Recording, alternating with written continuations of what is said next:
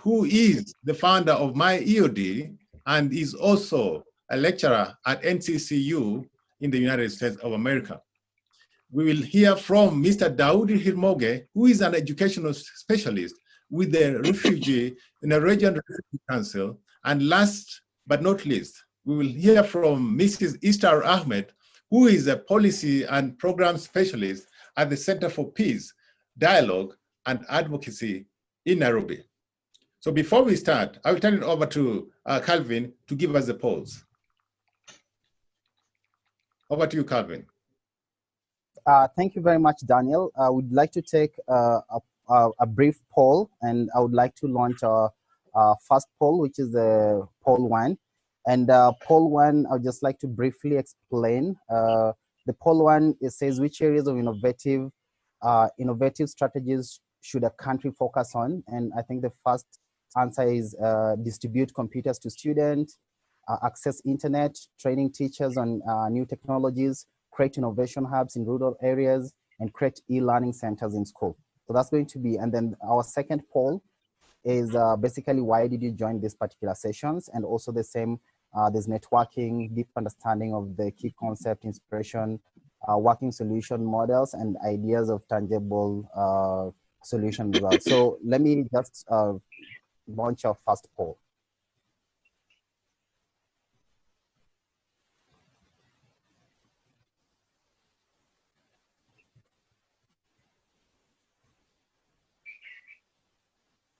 So we'll just give a few minutes.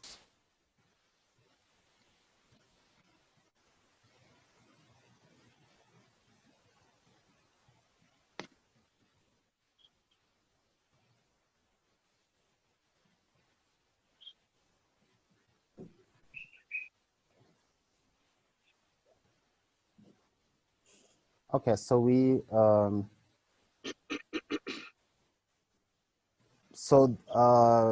yeah, so basically you can see the results of our polls.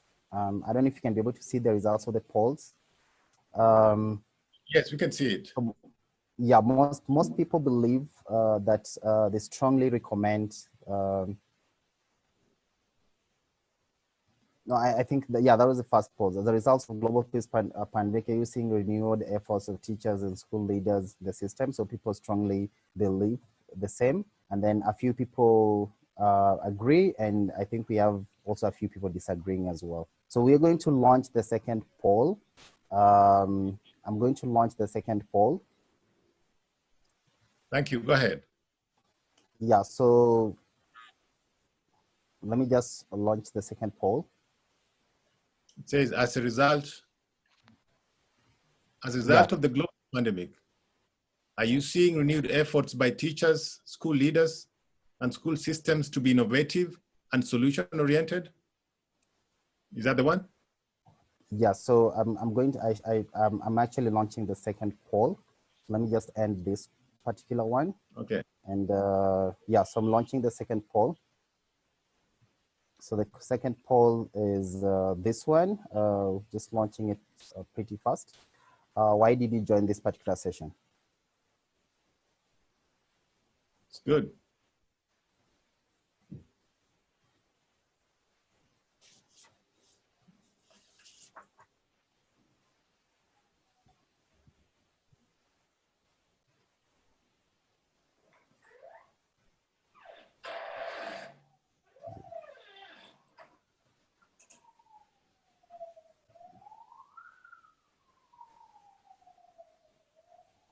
How many seconds does it go? Yeah, so we actually just 2 more seconds. Okay, it's done. So let me just share the results. I'm sure you can be able to see the results. Networking opportunities is 7%, and deep understanding of new concepts, 36%. I think that's the highest. And also inspiration and motivation. And then working solutions and models, which I think ties in at 14%. And then ideas on tangible action actually is key. So yeah, so thank you very much. I would like to take back the session to our moderator. Thank you. Thank you, Calvin. Thank you, Calvin. And Now, to begin us off, I will introduce the first speaker of the day.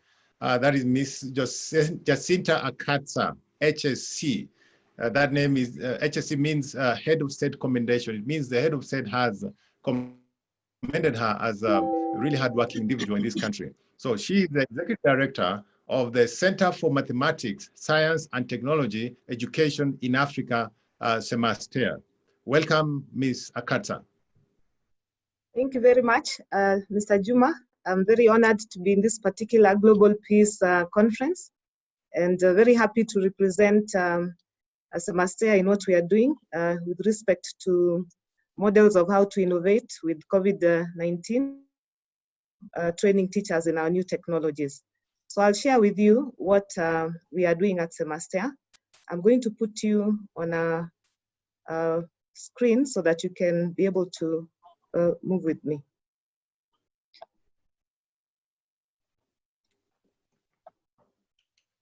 So, just 1 minute.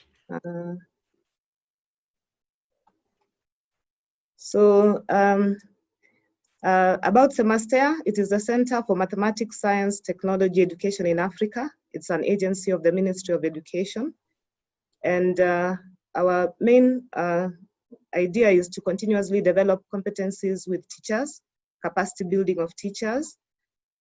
We do this through professional development sessions with them, and also other sessions that develop communities of teachers. We do in-servicing in some primary, secondary ICT programs, research and development, and also STEM schools.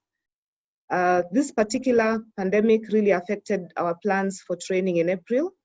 So we moved away from the face-to-face and adapted an online training system where we have really tried to upskill teachers in the use of Google Classroom Learning, using the Google Classroom Learning and Management System. The biggest challenge is that we've got very many teachers who would want to reach out to students using some of these platforms, but because they are emerging technologies which have not been fully utilized in Africa, we thought maybe it would be very good to move away from part of what we do or continue with part of what we do, but really upskill them also in manipulating this particular platform.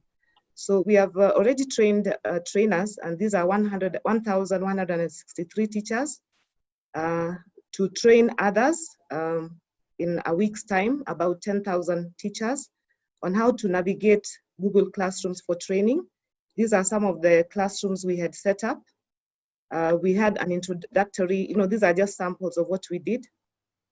When we completed, we split these teachers into 4 cohorts, and you can see in the first week, the group we had enrolled, and then some were not able to sustain their attendance for varied reasons, but the completion rate was really interesting because we had at least 91%, which was very high on average, of all these 4 cohorts completing the training. And we are now ready to cascade this into the 47 counties through a 3-week training session, mainly to show them how to be able to upload material and reach out, bring on students on board, maintain safety in terms of online safety for the children, and very many other things that are very exciting. So this is what we are projecting in a week's time. We want to target about 10,942 teachers in 88 training centers across the country, with the 1,056 trainers that qualified or finished the course. So we work very closely with committees in the counties, which we call county teacher capacity training development committees, and we involve other stakeholders in education. So they provide lists, we get the emails, the Gmails, and then we ask them to bring their own devices. So we are encouraging them to use smartphones, laptops, and we want to see how we can support them with data, other areas. So this has been a strategic intervention to mitigate the impact of COVID-19 and to see how, using this long closure, teachers can use new ways of reaching out to students whom they are not able to meet every day. So we hope to be able to get these teachers to train other teachers in their schools as well. And at the end of the day, we are hoping that all these teachers can be able to leverage on ICT, use a Google platform, bring students on and actually continue or revise or engage or find new ways of being able to manage. So in the short term, we are hoping that some of these teachers, in fact, not hoping, some teachers are already engaged, and we are seeing a lot of innovation where some of these teachers are moving even out of this and using other platforms like WhatsApp. Some are taping their classroom, the lessons, and finding a way of reaching out to students. So in the long term, we are hoping that it will be a strong foundation for blended learning in our schools, probably also flexible learning so that students can also be able to learn while at home, even if away from school, and that we can enhance teachers' digital competencies as well as their learners' digital competencies. These were the main challenges we had: poor internet connectivity, maybe just devices. What is it that a teacher is able to get hands-on? And the biggest challenge was digital literacy, because many of them didn't know what to do. But the way forward is we hope to build resilience in the education sector to ensure minimal disruption of learning in the face of the pandemic. We also have realized that teachers also need to be encouraged to be very creative and innovative. We are worried that sometimes if they are away from school that they might regress in the sense that they may look for other things to do. But we are hoping that this can be an impetus to get them to upscale their skills and also become innovative in finding other ways of using immediate environments and resources to be able to even go further than what we have done with them. So going forward, we do hope that we can keep in collaboration with the Ministry of Education, TSC, and ourselves and other stakeholders to be able to build on this model.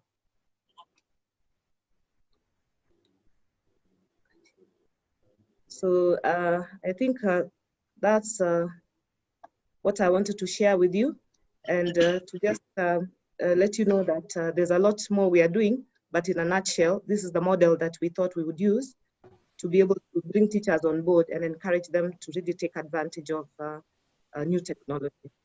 Thank you, Mr. Juma.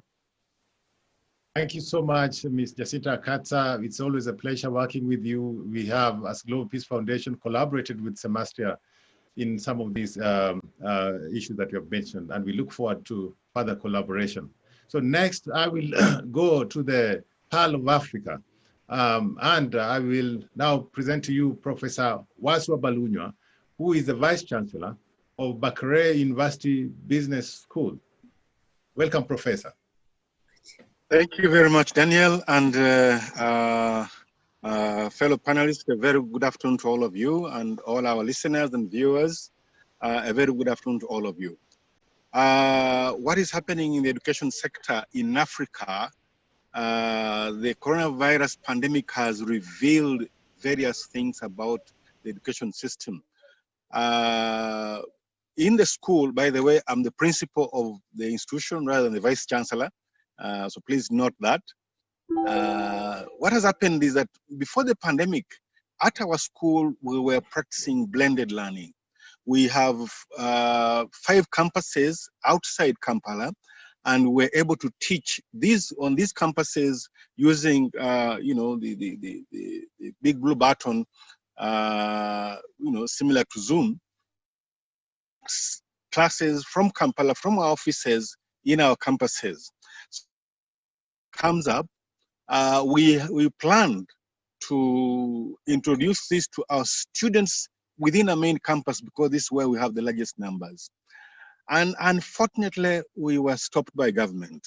Small incidents were stopped by government because government did not try to find out who was doing what, at what stage were people advanced in terms of using e-learning resources. So we've got various instructions from government, don't do this, don't do that. And this arose simply because one student made a complaint that he was not able to access online learning platforms, which I think was unfortunate because in a sense, innovation in e-learning was kind of prevented from various institutions. As we speak now, I think our regulator, the National Council for Higher Education, has come up and said, you guys, what are you doing? Tell us what you're doing. They have also come up with some guidelines. But what is the challenge that we are facing at the moment? We have done studies and we found that the challenges of adopting new technologies, including e-learning, include attitudes, both student and staff, include what we call facilitating conditions. And these are the equipment, like computers, the connectivity, very, very important. And of course, the availability of the money to put these things up. So these have been major constraints. Now, what is happening in Africa is that we have three different systems or three different types of schools. We have the world-class standard schools, which can afford everything. And as we speak today, the kids in these schools are studying online. Their parents have got everything what it takes to be able to study. Then we have got those schools which are they're trying to get there. And then there are schools in rural areas who don't even have infrastructure. If you look at what they have got grass-thatched houses, no electricity, no computer. Now, the challenge is how do you get to all these? And the third group is the largest in many African countries. So what we're trying to do ourselves as a school is that we want to go into these campuses where we are, and we want to take something like a system that enables people to come and study with us without necessarily having the computers. This is going to be difficult because the limitation right now is the pandemic, the coronavirus pandemic, that people need social distance. So there is a problem. The government of Uganda is trying to introduce distance learning because they realize the problem they have. So they're introducing distance learning and they've started delivering materials to schools. Will this be effective? We yet have to know, because unless if we can be able to manage the social distancing component of it, we cannot really use some of these methods. So yes, e-learning is the way to go, but we must be able to innovate within it to see that we are able to accommodate those people who are less fortunate, who do not have the computers, do not have even the facilities, the buildings where they can sit and listen to a good lecture.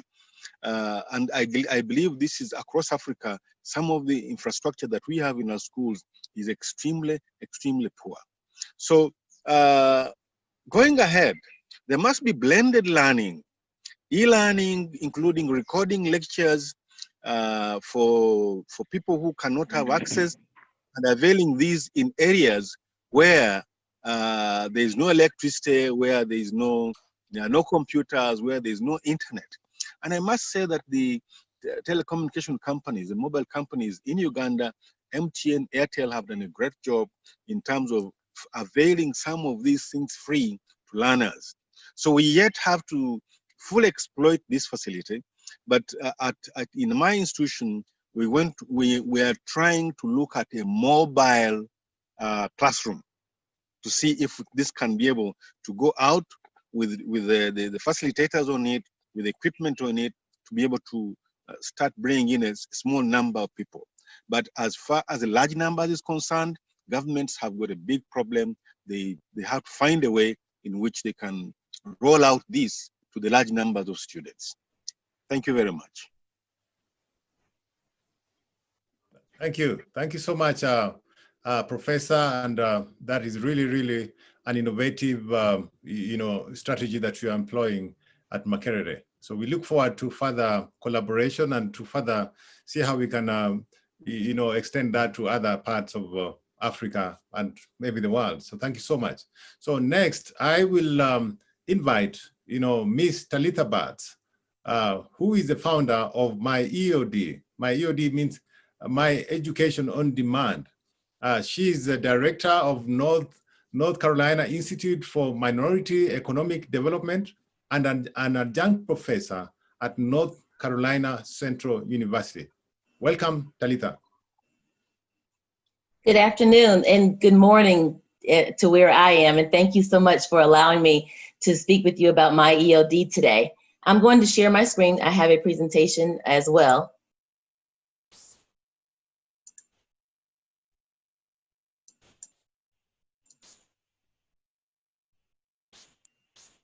And I hope you all can see the presentation with no problem.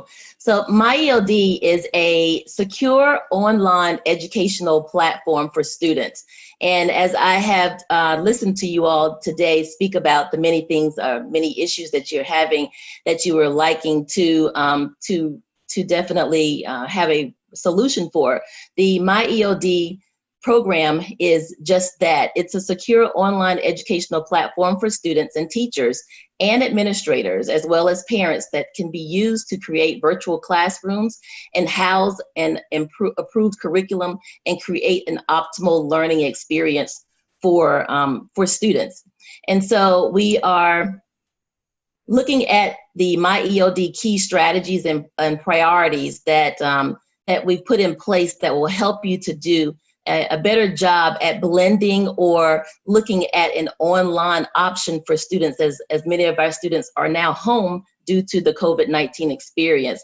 The MyELD strategic priorities are to provide easy access for students, for teachers as well, to create a collaborative environment for teachers and administrators to develop engaging curriculum for their courses, and to deliver educational technology that scales globally, creating a highly skilled, professional, trained 21st century workforce.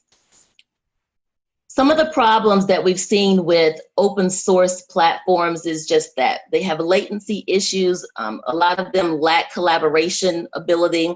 A lot of them have communication failures.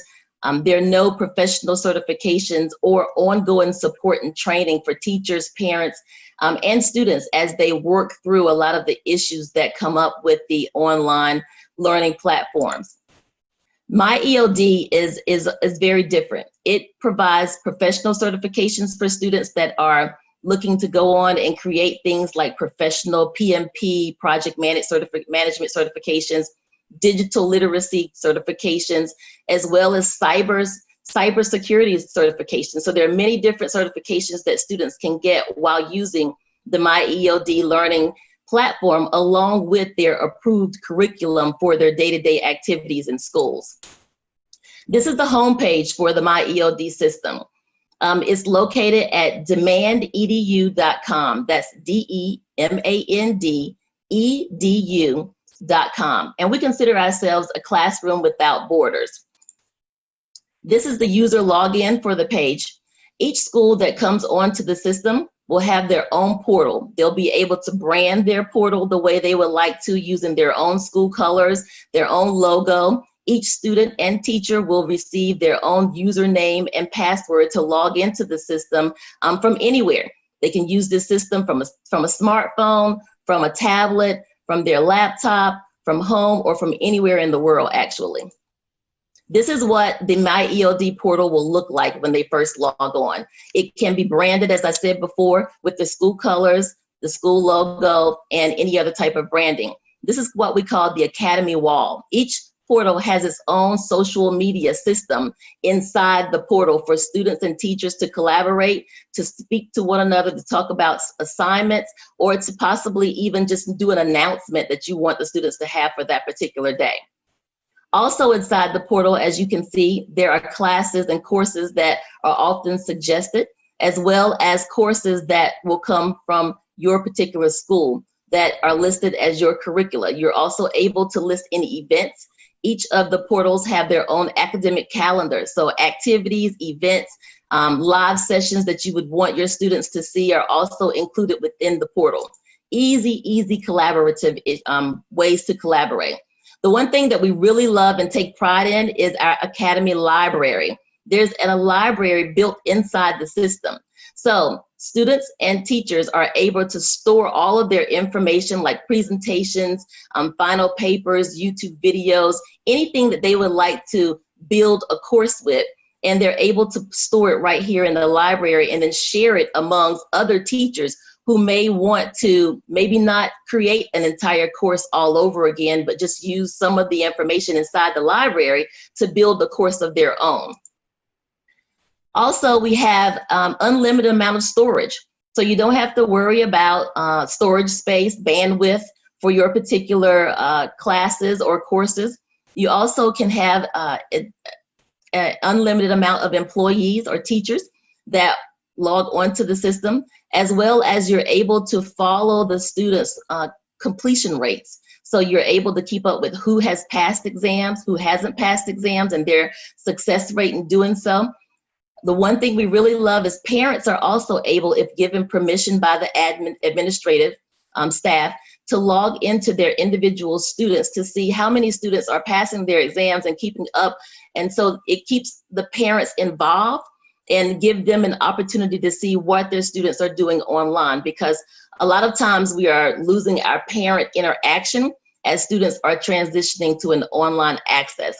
There are also a plethora of different tools that are features that are able to use as solutions within the portal. So unfortunately, I don't have time to show you all of them today, but I would love to show them to you. So please reach out to me as after this call. But I do want to show you that inside the portal, you're also able to integrate the online virtual systems such as Zoom, WebEx, Cisco WebEx, and any other video conferencing tools, and actually teach your classes live within the tool and add to your Academy library as a part of your curriculum. So MyEOD works in several different ways. We have a discovery section, an implementation section, as well as ongoing support. We have an amazing team that would love to work with you. Just please reach out to us, as I've said before. And MyEOD is considered a full the world is full of uncertainty and potential for conflict and disaster such as COVID-19, and we want to be able to help you by using the MyEOD system. Students were filled and packed full of classroom activity and auditoriums before, but now, unfortunately, we have empty classrooms, and we want to solve that issue with MyEOD. So please have the experience of tapping into our portal. Reach out to us for our services. We've been experienced in partnerships and making sure that students have laptops and accessibility. But reach out to us at talithabats@demandedu.com. This is my phone number, as well as the website for you to go in and take a look at what we do. So please, by all means, reach out to me at any time. We would love to speak with you, and thank you for the opportunity of speaking with you today about the MyEOD system.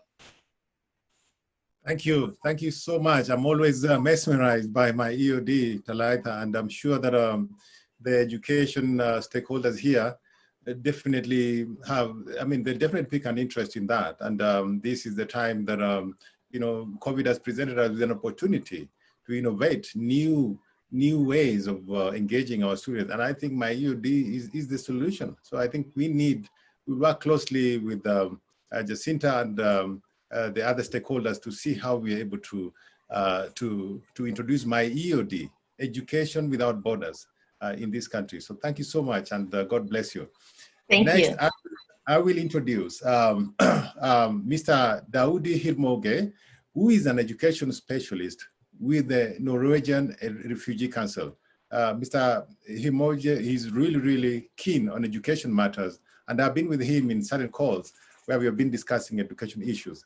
So welcome, Mr. Daoud. Thank you so much, Daniel, and thank you everyone else. I'm glad to join every one of you today.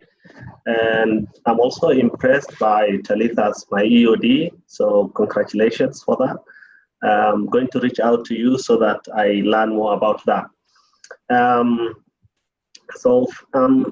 Thank you, Daniel, for allowing me to join this conference, because this will give me an opportunity to also address the innovation surrounding addressing challenges in displaced context, because mostly I work with refugees.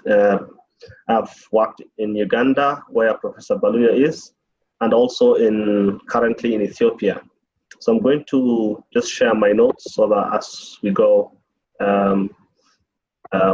let me just quickly go to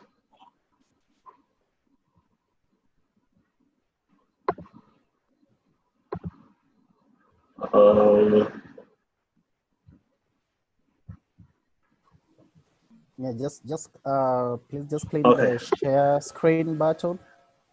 Yeah, that's where I am.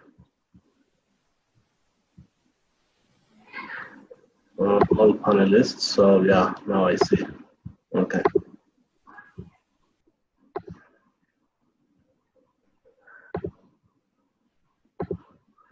Unfortunately, it's not giving me the option of the desktop. I had shared it in, saved it in desktop, but it's fine. So I have a few questions which I was to address. One is how COVID has shaped the education space in Africa. And yes, COVID has shaped the education space in Africa because it has brought unprecedented level of interruption in the education system in both development and humanitarian contexts. And for humanitarian contexts, children whose education has already been interrupted, this is a second level of interruption.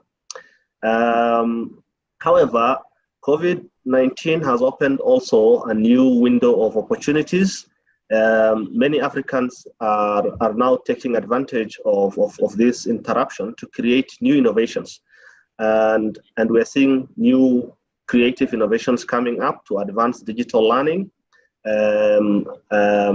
A good example of what now and several other startups are happening across Africa.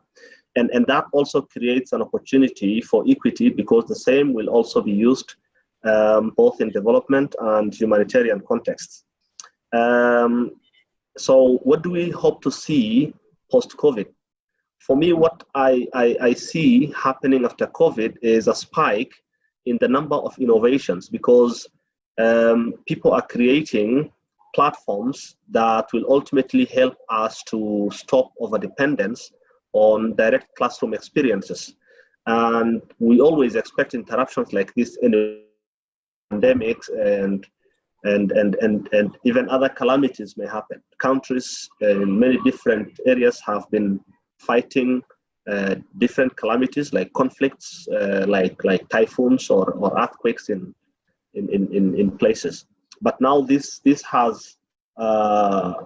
pandemic has cut across every location, every place in the world. So the opportunities coming are both going to be universal and are going to affect how education is delivered in the whole world, but also in particular in places already affected by conflicts and other calamities. This opportunity provides some sort of equity. And I'll give you a few examples. Since COVID started, Ethiopia started providing radio learning.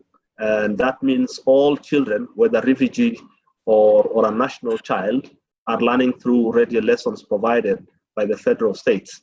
And that means it's a new way of learning, which probably, even if it was there, has not been embraced in such a large scale in the beginning. In the displaced context or in refugee context also, other education innovations that are happening globally, they have not also been left behind. When I was in Uganda, for example, where Professor Balunywa comes from, in northern Uganda, we had a refugee class in one of the refugee camps connected through an online learning to a university in US, where they were able to get credited online courses and which they could use to attain university degrees in local universities in Uganda. The university that supported that program was Arizona State University in US. And many such innovations are also happening across board. In Kenya, innovations like mLugha and what Madam Jacinta of Samastea also shared with us, the Google Classrooms are also taking shape. So how do we expect this online learning to also have the human face, to be able to inculcate values and characters in children? Because that is something that people are saying is missing in online classes. However, depending on the platform that we are using, if well done, online learning can be surprisingly intimate and can create opportunities where children can interact with parents and learn values. So the designers of online learning, like Talitha, will need to do inclusion of value-based sessions in online in online learning, either through videos or animations or direct interactions, or provision of short stories. But also, online platforms like, let's say, Zoom provide opportunities where the children can directly interact with their teacher, and they can see face to face. WebEx and Zoom. I always see my children learning through Zoom, and they have very wonderful interaction with the teacher. The teacher can even control their behaviors and tell them things to do, and they interact very well. So depending on the platforms and how we design, online learning can just be as effective and as intimate as direct instructions that happen in class. With that, thank you so much, and I'm happy to learn from others as well. Thank you, Daniel. Back to you. Thank you, Dawood. Thank you very much. I like your statement that post-COVID, we're going to see a spike of innovation, you know? Yeah. A spike of cases. We hear about spike of COVID cases, but we will be happy to see a spike of innovation. Spike of innovations, yes. Thank you very much. And next, I want to now introduce Ms. Esther Ahmed, who is a policy and program specialist at the Center for Peace, Dialogue, and Advocacy in Nairobi. You know, before that, she used to work for the UNESCO office in Nairobi, Kenya, and very, very passionate about education. So, welcome, Esther. Welcome. You need to unmute.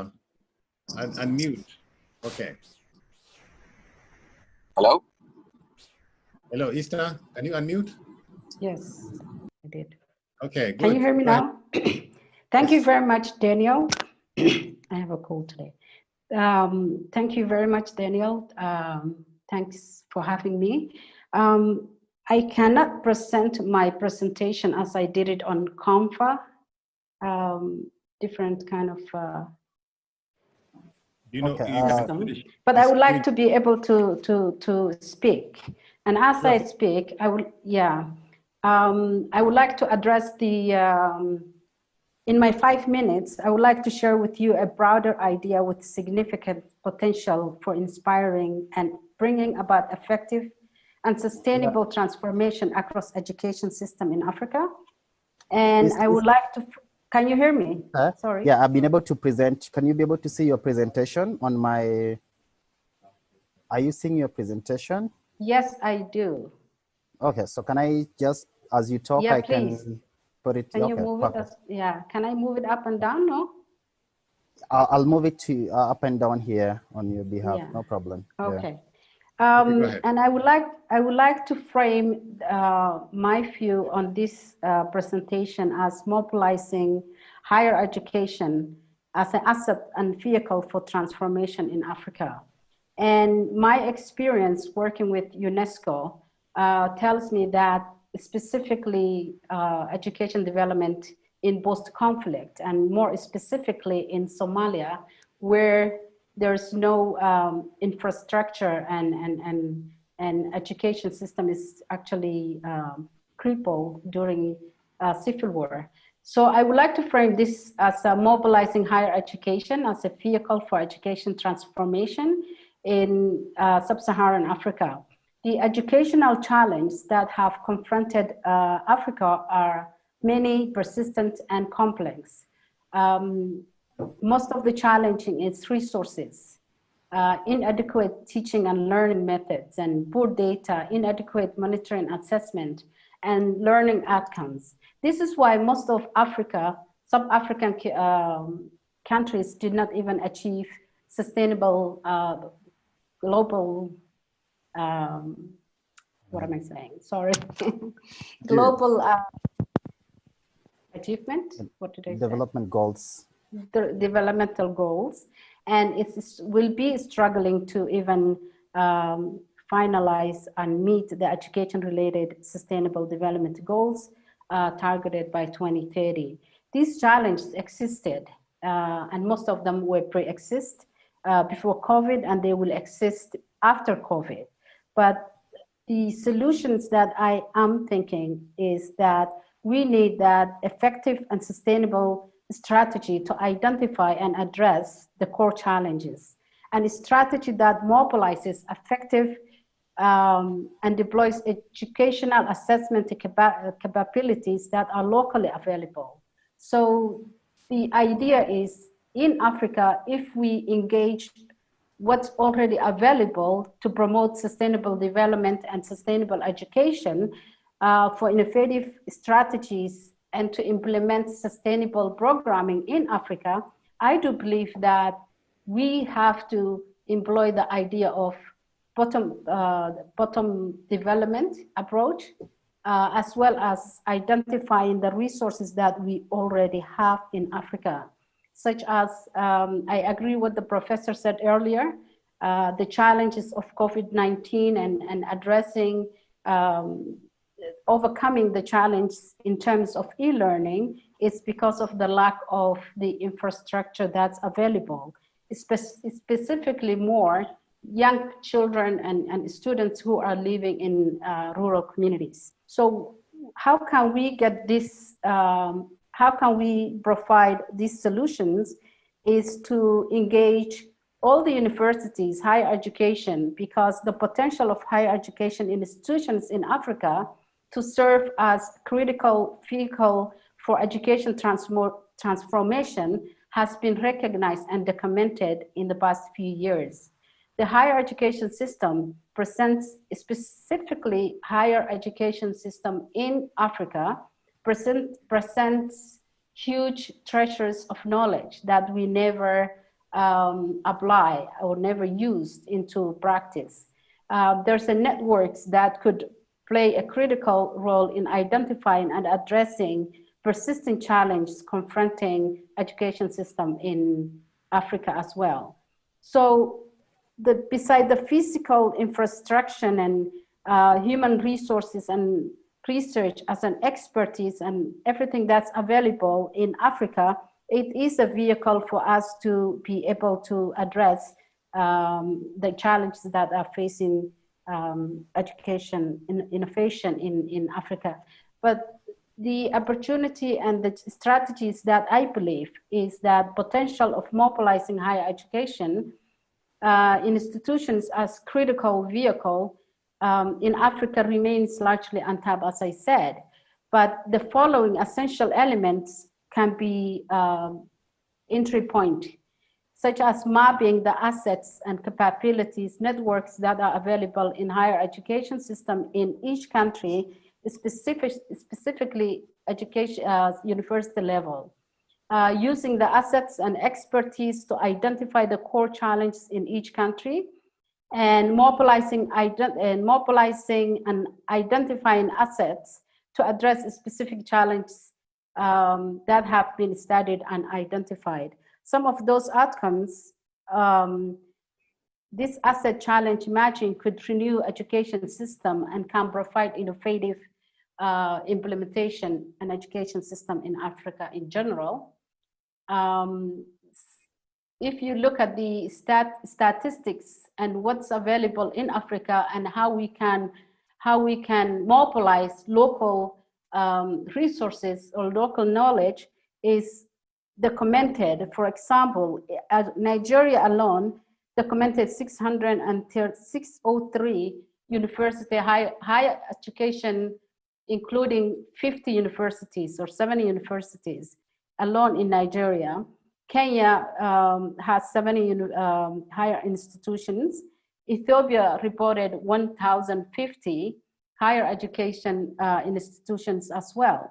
So the idea of engaging and promoting sustainable development and education as the most principle, foundation principle is to engage and address and map what is available locally in Africa. Thank you so much. Thank you so much, Esther, for that presentation. And I think we'll address some of the issues in the Q&A session. But before we go, I want to give the opportunity to Mr. Varun Bhasin, who is on the road, but he's gonna basically just reach out and talk to us. The CEO of Agric Exim Asia, Africa, and USA. Welcome, Mr. Varun Bhasin.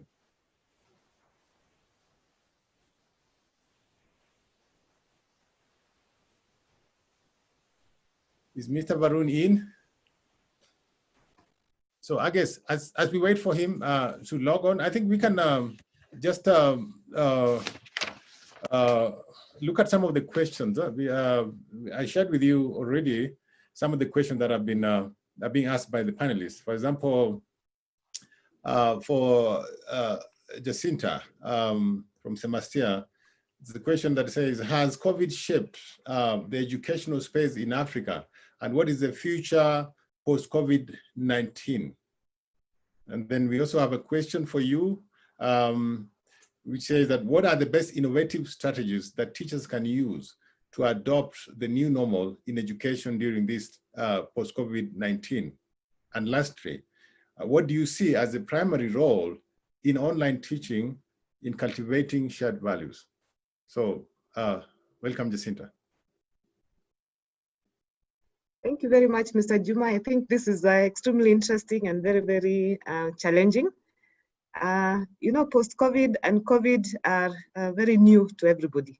But I think one of the key things that has really come out is that people across the board, whether educationists or not, have become now more sensitized about the uneven landscapes in terms of access to education, quality of education, equity in education. And you can see from some of the questions that are coming, people are asking whether governments are doing enough, you know, to even train teachers or, you know, to ensure that those children that are maybe outside or beyond the poverty line are able to access education.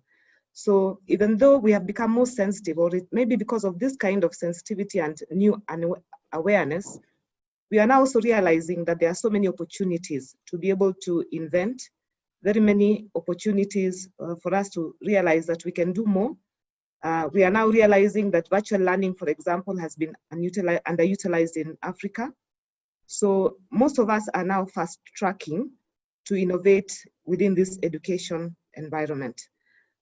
We are looking at situations where teachers are just coming up now and putting kids on Zoom classes where you have children from all sorts of communities in classrooms now without walls. So where we have a diversity of students sitting and interacting with each other. Everybody is reaching out to see what they can do. So I think for me, that's the biggest way that COVID has shaped education.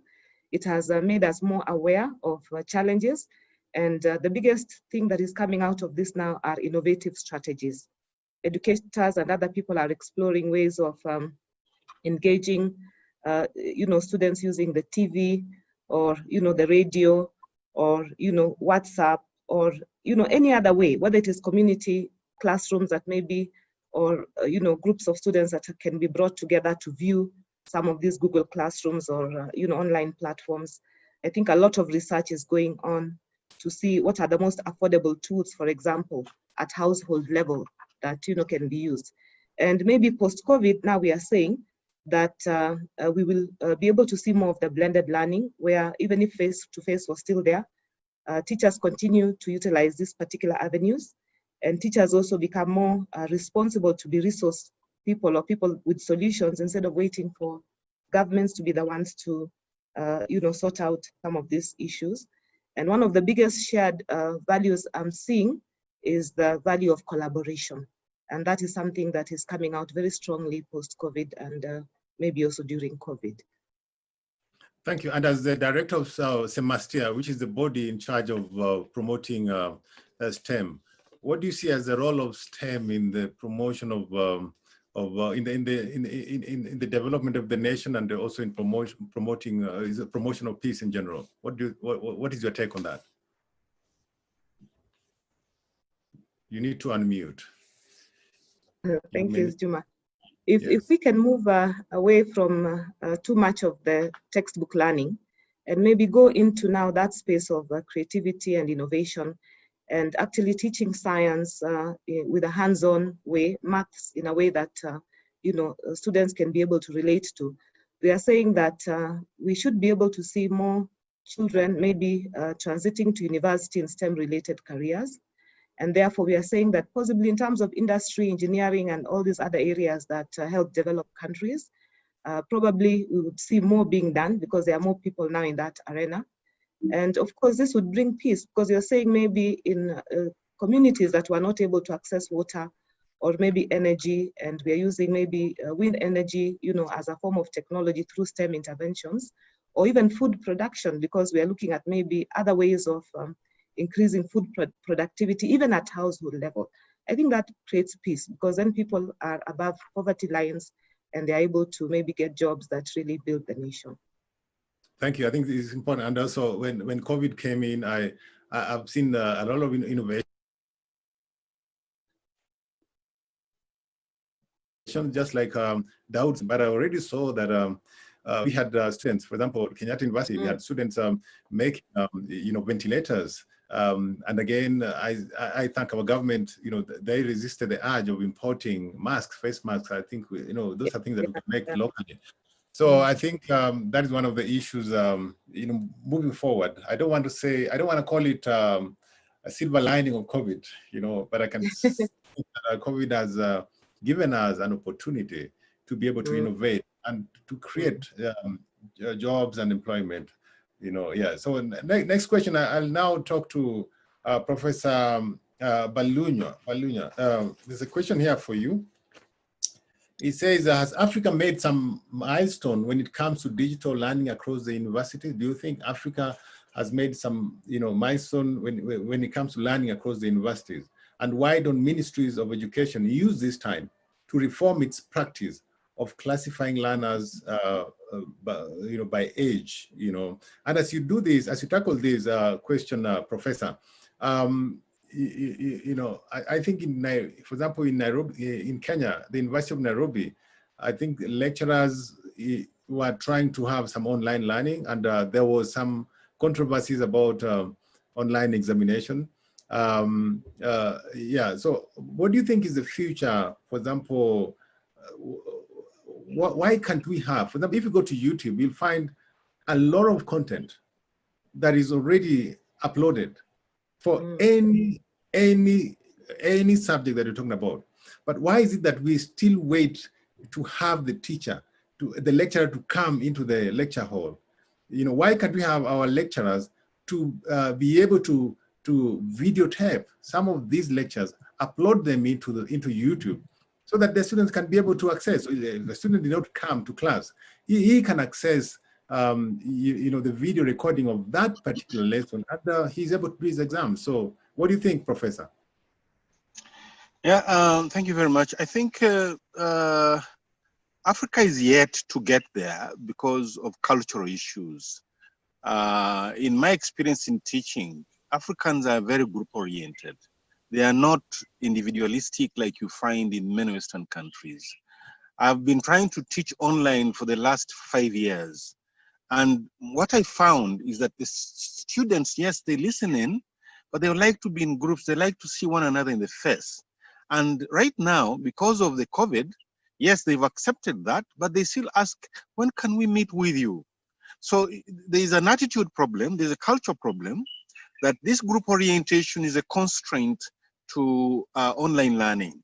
Now, governments, right now, they're waking up. They're putting money into online learning in terms of recording lectures. But like I told you, in my institution, we have online, we record, and we are very recording to students. But then we were blocked, we were stopped by government. Don't do that until when government comes up with a policy. Whereas it would have been very good to say, you guys, what are you doing so that we can do it? So I think that, yes, African governments should now really look at how can we exploit these resources. But remember, like I said at the beginning, we have a 3-track system of institutions. Those which are world-class, which would be like any other class anywhere in the world. Those which are simply trying, and then those who don't have infrastructure at all. Those who don't have infrastructure at all, what do you do with it? Government is resorting to distance learning to try and solve that problem. Yes, maybe that's the way to go. So, and then of course, the retraining of staff to enable them accept this, because even staff, I've had a big problem. I've trained a lot of my staff. They have done their master's degrees online, tell them to teach online, and they are, okay, I want to go into the class. And so there's still an attitude problem. So yes, this is a time for us to think and be able to use, because online teaching is much cheaper than the face-to-face. And of course, with the recordings, you can listen to it again and again and again. And as you teach online, you get better also as a lecturer, as a facilitator. You become better and better, and the students definitely benefit from it. So it's a low-cost thing to do, and we definitely must go that way. I agree. You know, online learning, if you're online, you can replay that content until you understand it. Vis-a-vis a physical teacher who will be agitated when you keep asking the same question. So I think this is very, very important. And I like your point when you say that this is going to be much cheaper. I think we need to democratize education. Education should be available to all. And this brings in Talitha, you know, with My Education on Demand. You know, she basically wants to make education available to everybody. You know, if we can, for example, some of these schools are very expensive. You know, we have schools that charge as much as $10,000. You know, and yet, you know, schools that teach the same content, you know, charge basically, you know, less than that. So that disparity in education, I think, is really, really, you know, doing a lot of disservice, especially to the poor people. So I'm thinking, in future, my own thinking is, if governments can just democratize education and say, fine, role of government will be, or role of government is just to set the examination. So you study, whether it is online, whether you go to school, you basically, if it is exam, you go and sit for an exam and then you pass that education. So I'm thinking very, very important. Now I bring in Talitha on this issue. Tell us about, what do you think, you know, the My Education on Demand, in terms of equalizing, and in terms of making education accessible and available to everybody. Tell us about how you think that My EOD can be able to solve this problem. Yes, thank you, Daniel. My EOD, in my opinion, I've been listening to everyone, especially Jacinta's and the professor's feedback. And in my opinion, My EOD system is the optimum experience to resolve all of the issues that we are having, as far as whether it's COVID-19 or just the online experience in general for students. Students around the world right now, as everyone knows, everyone's had the difficulties with COVID. However, all students are moving towards that platform because it's so accessible, and that you can create a fair, balanced experience for all students, as opposed to some students getting a certain education because they can't afford of schooling, as opposed to a different student who may not be able to afford the same. So to make things a little more equitable and equal for all students, the My EOD system provides a collaborative experience for students to be able to communicate with one another as well as their teachers. It also allows training for students and teachers, and to help them understand how to use the platform, to understand how to create curriculum, upload curriculum.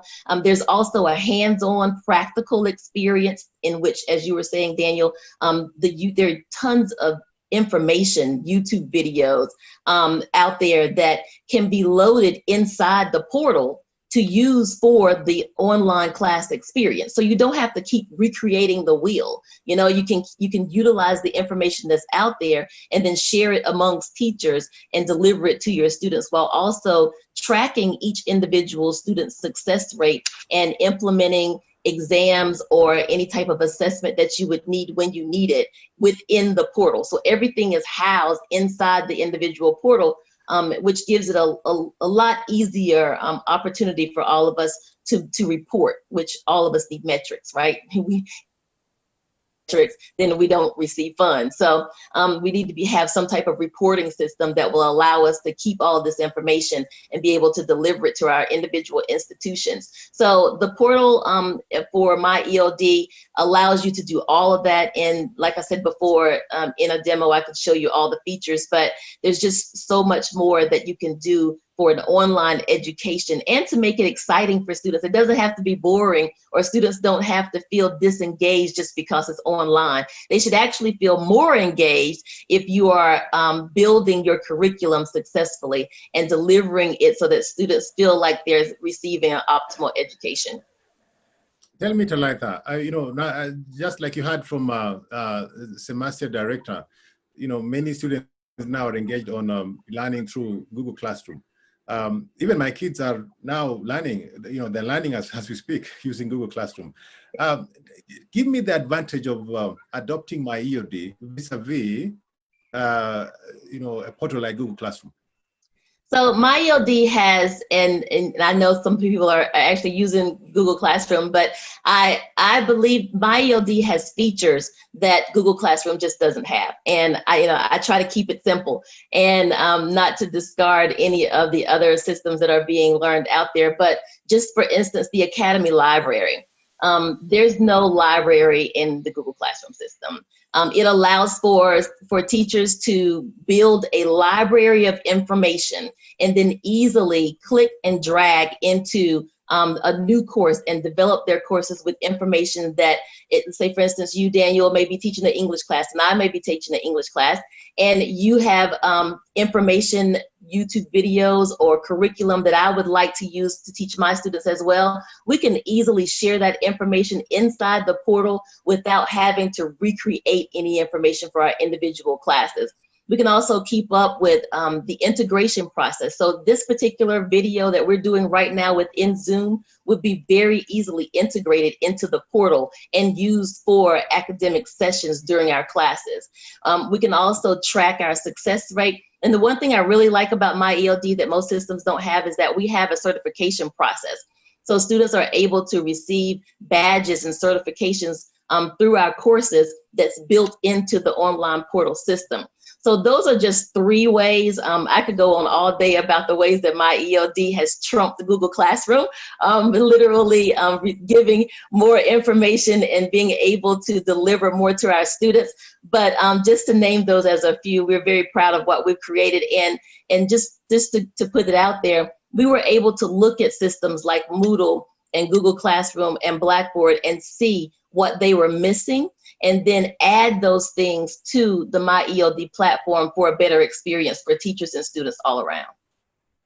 Thank you so much. Just to let you know that we are on for the education session, the innovative strategies for education implementation. As you have heard, we are live actually on Global Peace Foundation, Facebook page, YouTube, Standard Media YouTube. We have millions watching us from all over the world. And I encourage those who are watching us, please utilize the chat room. As you can see, a lot of questions coming in. I can see Bernard Luerekere from Uganda is saying that Africa, but on the other hand, with the enormous socioeconomic imbalances in Africa, I believe digitization will alleviate the kind of poverty that we see. We also have Professor Mutisia. He's saying MyEOD empowered the teacher to control delivery and development of content and engaging the learner as a creator of knowledge in partnership. Thank you so much, Professor, my friend, who is a lecturer at NCCU. We have also questions, from the chat room. We have another that says, can the semester COVID-19 trainings be open to all teachers? This is a question for Jacinta. And how is the word going out about these trainings? Jacinta, can you pick that very quickly? Yes, thank you, Mr. Juma. I think the idea of now the lessons being actually available, the training being available, if we leverage on ICT and we leverage on now the kind of technologies we are talking about, then you can bring more teachers on board. So I think this is one area we are going to look at, we are going to be able to explore. to see how we can also adjust how we invite teachers into trainings, or maybe even increase the number of teachers into trainings, especially if we leverage on the online platforms. I think that is something we can do. Thank you. Another question is, how can we protect the girl child and her future? Girls have faced challenges like pregnancy, especially during the lockdown. You know, I don't know who will take this. You know, we have a crisis in Kenya where girls, you know, are impregnated into thousands and thousands. Who can take this? Do you want to take it, Ishtar? Can you hear me? Yes, I can hear you. Go ahead. Yeah. Actually, that's true. Child protection in pre-COVID and post-COVID has been a challenge to so many children in Africa, specifically children living in refugee camps and rural areas. And reporting has been a cultural taboo. Another cultural taboo is that impunity to protect those offenders who really commit that crime against minors and children. So culture has a lot to do. Cultural taboo, even for women and young girls to come forward, is another thing.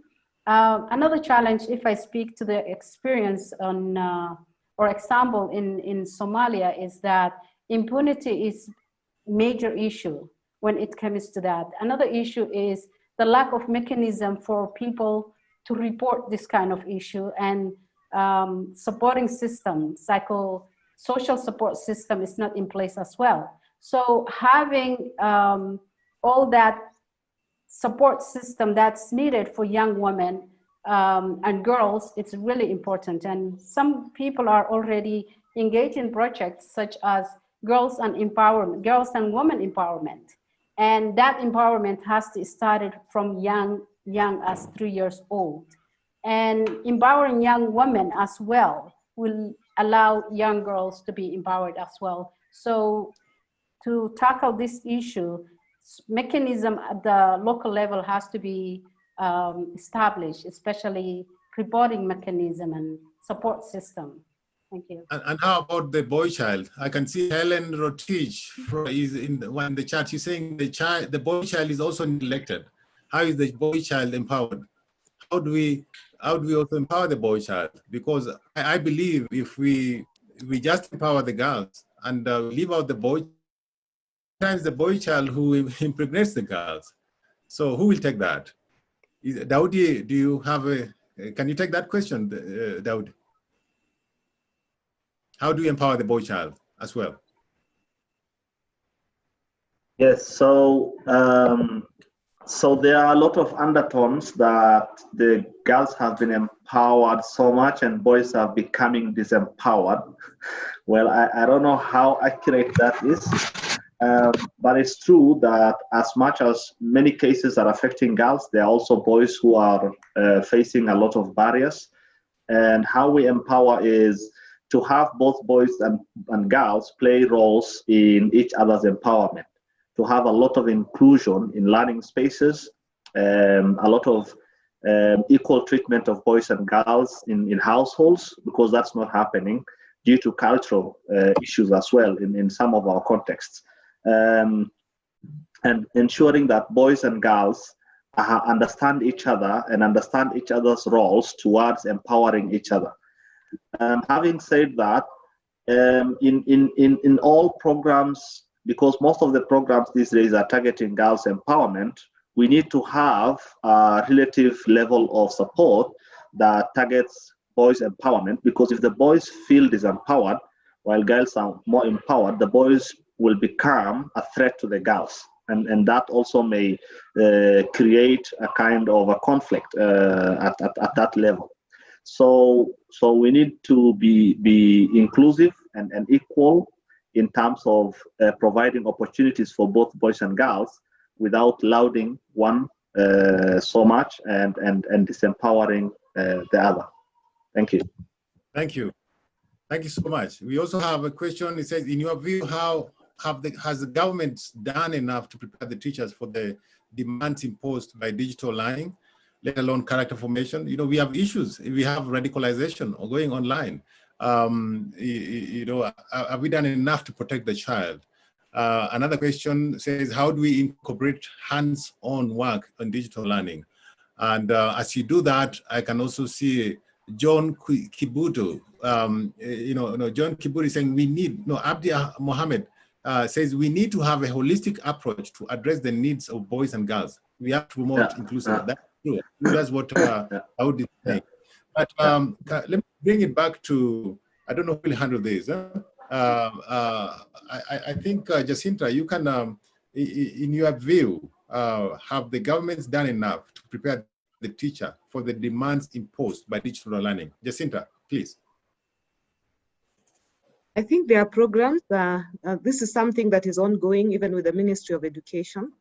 And if I could use, an agency like Samastea as one Ministry of Education, we are doing a lot of research. I know that we are also looking at other platforms, in terms of not just the Google Classrooms, whether we can also innovate in our own way, using our own, programmers to see if we can be able to come up with platforms that maybe don't require licenses, for example, and then create, systems that can create flexible pedagogy so that children can learn in their own time, maybe at their own locations, that kind of thing. There's a lot of research going on right now as I speak in various arms of the Ministry of Education, Samastea and others being among them. So I would say it's work in progress. It can never really be complete. It's work in progress and there's a lot we are learning. It's good. Thank you so much. Anybody else wants to chime in? We are almost running out of time. We have 3 minutes to go, and I would now give this opportunity to anyone else who has something to say. We're also seeing on, before you come in, I think Makoba Kizito is saying, how are we addressing the issue of continual learning by learners with special needs? That is Makoba Kizito. I like the idea of democratization of education. Let me study anyway I want, but let all governments manage curriculum. So he likes that idea. Makoba Kizito is saying, well done, Director of Samastea. He's very, very impressed with what this is being watched, not just in Kenya, but worldwide. And people are engaging under the chat. And I want to say that for anybody who has a question, if your question is not answered, I think, within this program, we will be able to reach out to you. And you can also be able to contact any of these panelists later on. And you have your issue to be addressed. So anyone else who wants to come in? And I... Yeah, Professor, please. I'll give you the last one. Yes, I want to talk a little bit about the girls on what we are doing during this pandemic as an institution. We've realized that girls, of course, are vulnerable, much more vulnerable than the boys. And we are trying to get a program to talk to them about the use of things. How do you interact with boys? Of course, we have the challenge of cross-generational sex. How do you interact with the older people? And we are trying to sensitize them, bring them together. And I think the MasterCard Foundation, through FAWE, is also arranging a program of for the people they sponsor. What do you do in this period when they are doing nothing, really not studying, and not going out, not interacting with people? So I think sensitization of girls about these issues is probably the best way. Culturally, you'll find that parents are shy. Some parents are shy to tell their children about issues to do with sex. So the only way to do this is through sensitization. But what do you do with the people who are less fortunate, who don't have Zoom? And in light of the corona pandemic, that you want them to social distance? These are questions that are coming up. But I think the only thing to do is keep these girls busy, sensitize them, and make sure that they are able to say no to men.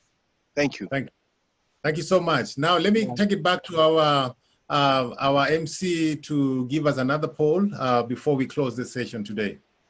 Welcome, Calvin. Thank you very much, Daniel. I think that has been really good session, and thank you very much also our wonderful panelists and all the speakers and even our audience. We just want to thank you. Yeah, we're just going to do another poll pretty quick. And this poll is the third poll. So I'm just going to project it right now. And as it does that, I can see greetings from Pakistan. Shafgat Emmanuel saying he's following us from Pakistan. Thank you for following from Pakistan. It tells you we are a global village. We also have Chairman saying Asante Jodesi. Abdi Mohammed is saying we need to have, as I read this, please continue with the poll. Continue with the poll as I read you some of these messages. Helen is saying the people with disabilities need empowerment on policy formulation, which is still wanting. Good. Go ahead. Are you done, Calvin? Yeah, I'm done. Could you read the poll? Do you want to read the poll? Yeah. How would you rate schools' level of readiness for online learning in terms of sustainability, infrastructure, and capacity building? That is the question. Yes. Yeah. So our answers, which I think is almost it's still going on. We just actually ended the poll, and I'm going to share the results. We have actually 20% feel that it's very poor, and 32% feel that it's poor. So meaning that, I mean, they're in between, and 27% feel that it's fair, and only 15% feel that it's good, and 7% feel that it's excellent. So I feel as institutions in different levels of learning, I think there's a lot of things that need to be done. And I think this is a challenge to our different institutions across. And because you can see our panel, we have people from Ethiopia, Uganda, US, and the Kenya as well. So I think that's something that we need to look at. I would like to run the second poll, if you don't mind, which is the last poll. The last poll, yes. Yeah, so just want to run the last poll. Would like to get your feedback on how you feel generally about this particular session. Yeah, please.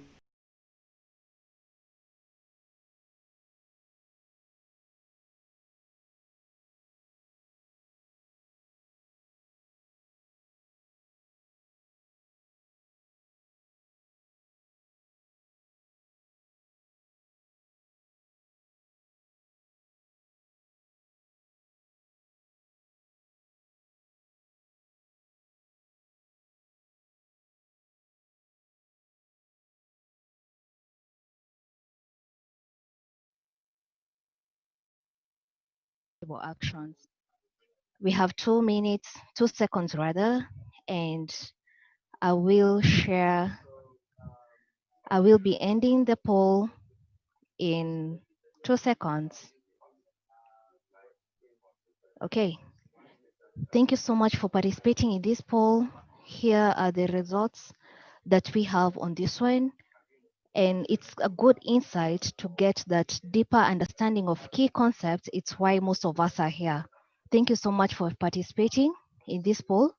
I will hand it over to our moderator, Dr. Tony Divine, our Education Vice Chair, Global Peace Foundation. On to you, Dr. Divine. Okay, good afternoon, everybody. That is all of you in Africa. I'm in Seattle, USA. Our session today is Education as a Whole of Society Approach through Collaborative Partnerships. So in our world today, we're seeing rapid changes in technology and globalization that are drastically changing jobs and society. Nevertheless, our education systems have remained stagnant by and large, and are largely inadequate to meet the demands of our present and future world. So a transition to a whole of society approach with fresh inputs from communities, parents, businesses, and NGOs are needed for education systems to be relevant. That is that whole of society approach.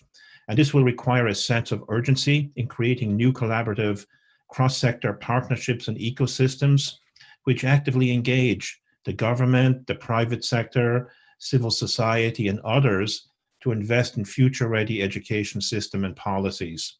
And then the outcome of all of that are students who are effectively prepared for a new world of work and who can become responsible and engaged members of society, representing and resulting in sustainable growth, peace, and positive global impact.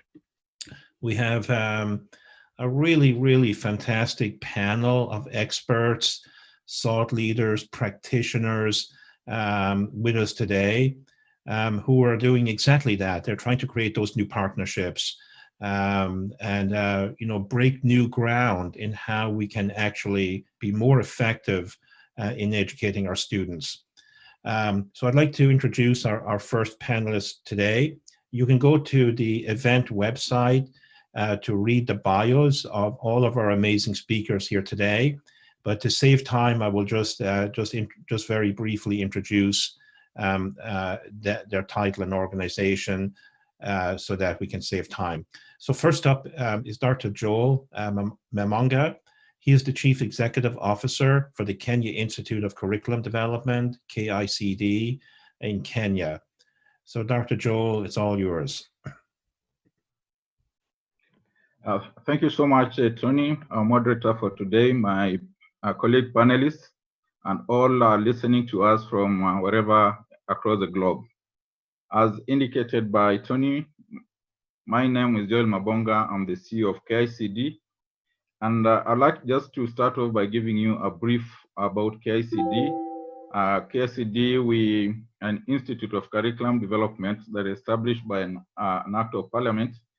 And our work involves curriculum design for all curriculum design and also preparation of curriculum support materials below the university.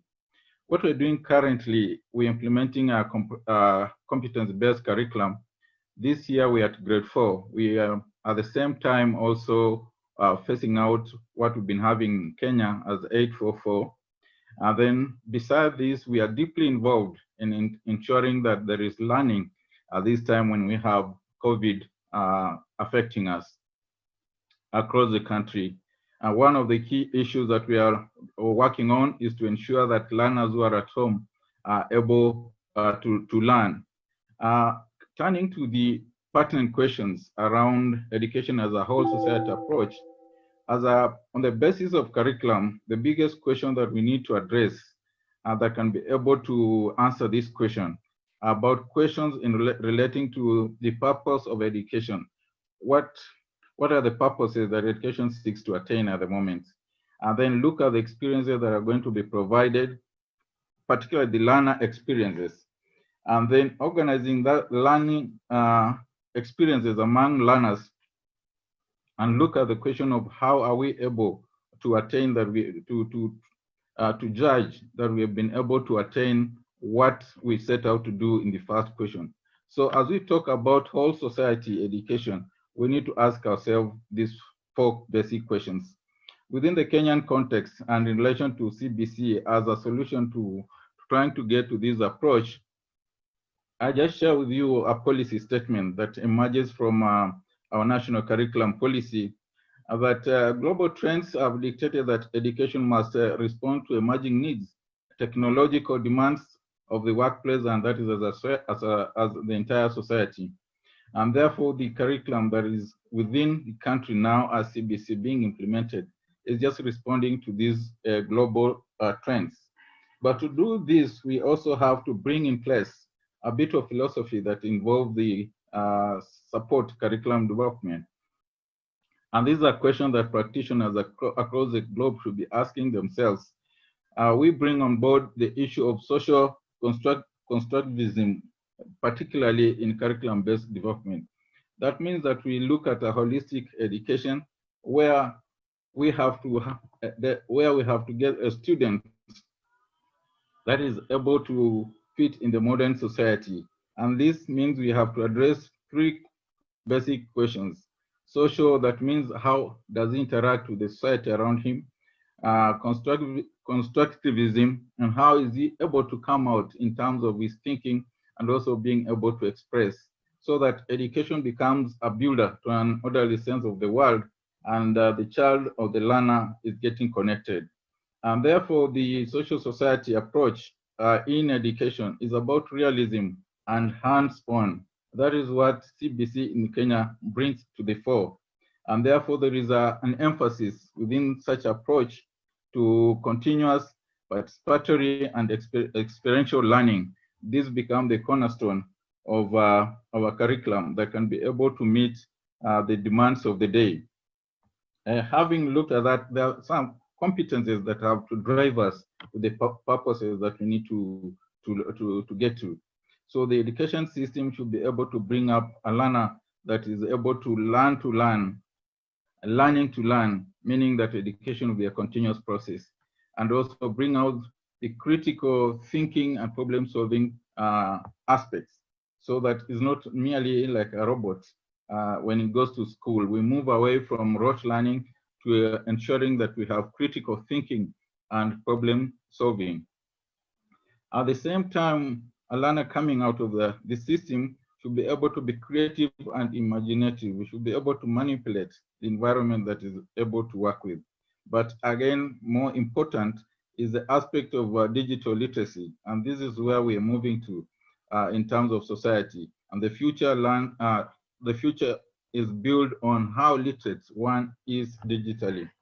There is an aspect that will be able to change or drive the education system at the moment, is about self-efficacy.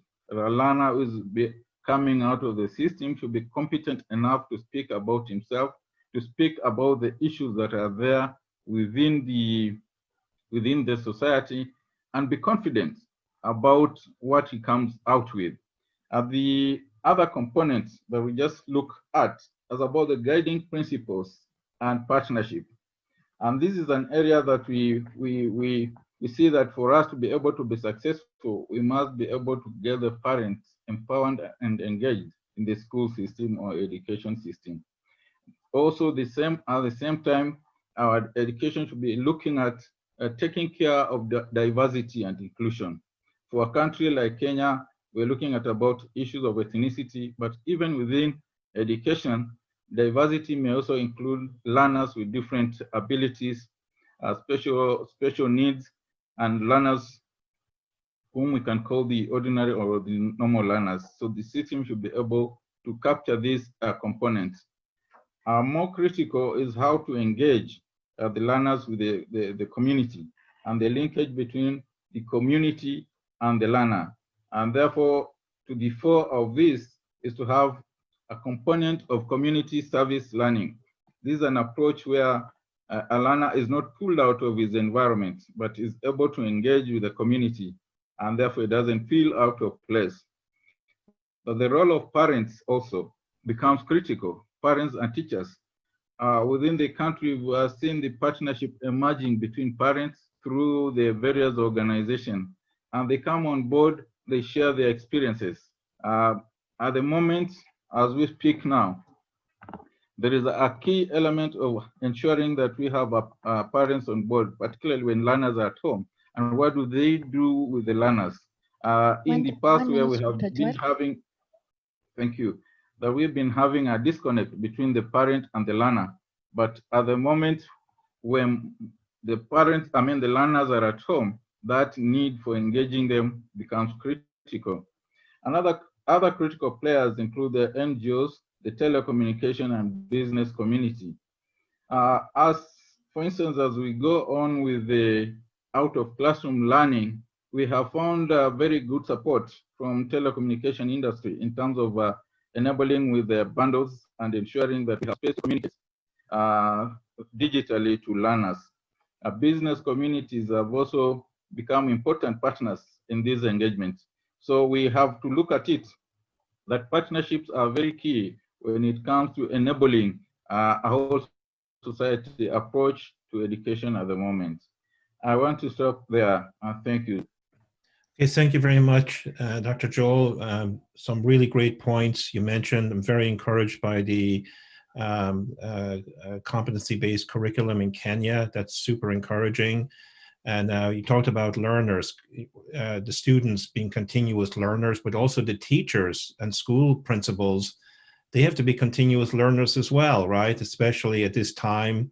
So everyone, I think everyone who's educating today has to be those continuous learners. And I think these partnerships will help tremendously in that. So I'm delighted to now introduce our next speaker, Gideon Badagawa. He's the Executive Director of the Private Sector Foundation in Uganda. So it'll be very interesting to hear the perspective from the private sector. So Gideon, it's yours now. Go ahead.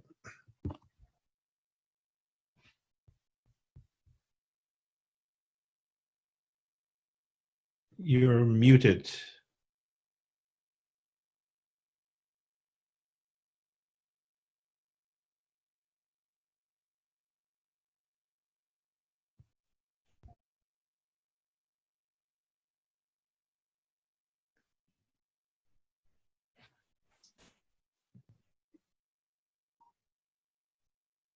Okay, so Gideon has some technical issues. We'll keep moving. Oh, hello. Okay, cool. Very good. You can hear me now, Tony? Yeah, we can hear you now. Please go ahead. I'm really very sorry about that. No problem. You're all good. I was just saying a good morning to everyone, good afternoon and good evening to all that are listening to us and watching us from across the globe. I really want to thank the organizers for inviting the private sector in Uganda to be part of this virtual conference. We in the private sector are very, very keen about developing skills for the labor market so that we enhance productivity and competitiveness in the private sector. Look, Tony and colleagues, I think every time we wake up, we need to be asking ourselves the question, what can I do? Now, what can I do is answered by the level of skilling that anyone has, because this is what drives what they can do. And skills are in different forms. From the private sector, we are looking mainly at two sets of skills, the soft skills and the hard skills. And principally, like my colleague has said, the soft skills or the competencies that are going to drive change must actually be driven at the level of the family. That's where most of the things happen. If the family was not able to nurture, to mentor a child at that level, age of 3, age of 2, age of 6, age of 5, it would be very, very difficult to get that individual to become all-rounded at the age of 18 when they are joining the labor market. So when we're talking about partnerships, like the theme goes, we really need to look at the family and the parenting policies. This is very important. All countries in Africa, all governments across the world must pay attention to parenting, because this is where the values, the integrity, the self-drive, issues to do with problem solving and critical thinking that my colleague has alluded to are not taught in school. So you cannot wait for a child to get into school at the age of 7. They will have missed the bus. So soft skills are not things that you're going to learn from school, but they are the most critical things, even when it comes to administration, to government and so on. You need critical thinkers. You need people who can take decisions. So education is about problem solving. We go to school to help society, resolve challenges, problems, and so on and so forth. So if you have gone to school and you are not able to resolve societal problems, then you are as good as not have gone to school. So it's very important for us to have this in phases. First, the family must attend to these soft skills especially. Of course, we also mentor in the private sector. When these individuals have gotten the skills, they have gone through education, and they have gotten in the labor market, we do apprenticeships, we mentor them, we give them the soft skills, we help them to communicate, and so on and so forth. And these are critical in partnerships and executing functions in the private sector. So for me, when we talk about partnerships, we are talking about the family, we are talking about the school where the teachers are, but more important, we are talking about the government to shape the policies, the regulations, and so on, so that we have these policies that are going to help us shape the future. Tony, you mentioned about the investment in future-ready education systems. This requires comprehensive policies, coined by governments, regulations, because any one of us in the private sector will set up a school, but what are the standards?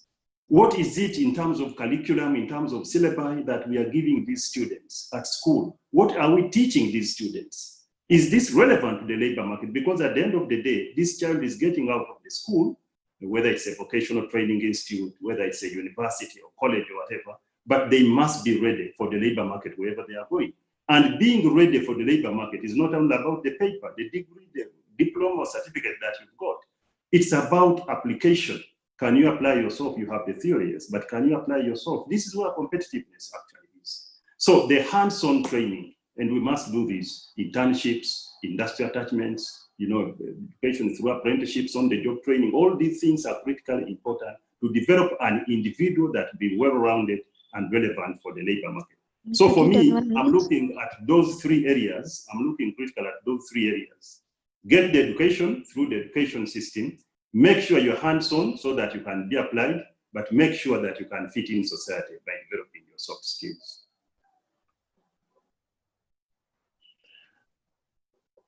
Okay, so Gideon, have you finished? Yes. Okay. I'm done, sir. So Gideon, thank you so much for these very poignant remarks that you made.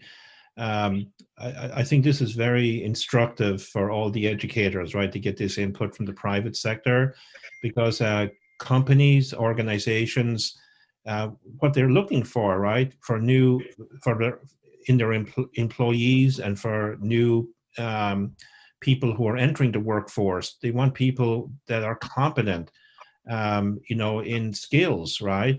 They want people who can work in teams, who can take initiative, who can solve problems. They don't really care that much about performance and final exams. So this type of partnership, right, between the private sector, government, and also civil society, we need these kind of fresh inputs, very, very important. So this is really, really excellent. I am a very strong advocate of that homeschool community partnership at the most fundamental level. Gideon, thanks so much for those really great points you mentioned. So let's have our next speaker.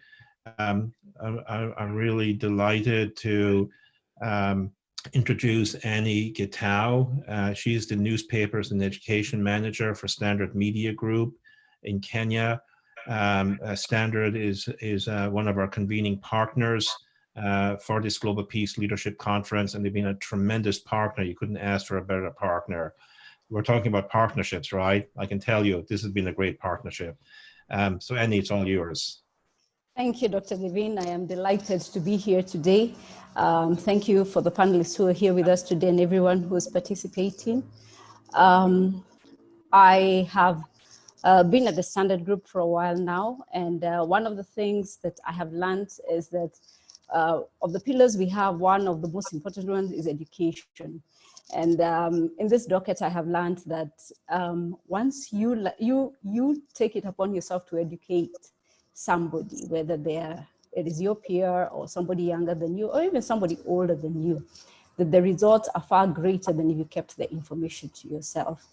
So as we begin this, let me just share my screen. So we're looking at education as a whole of society approach through collaborative partnerships. And I want to say that anything that is society-based means that you look at three different aspects in terms of education. You look at the parents, you look at the community, and you look at the learners.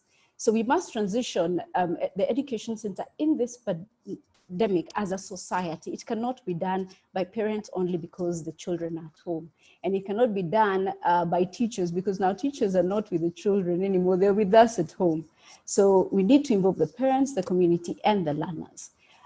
There's something that the Cabinet Secretary for Education in Kenya, Professor George Mago, has said, that the children are with you at home, let them learn from the environment, teach them how to go and milk cows, teach them how to grow things, crops that they can actually see growing.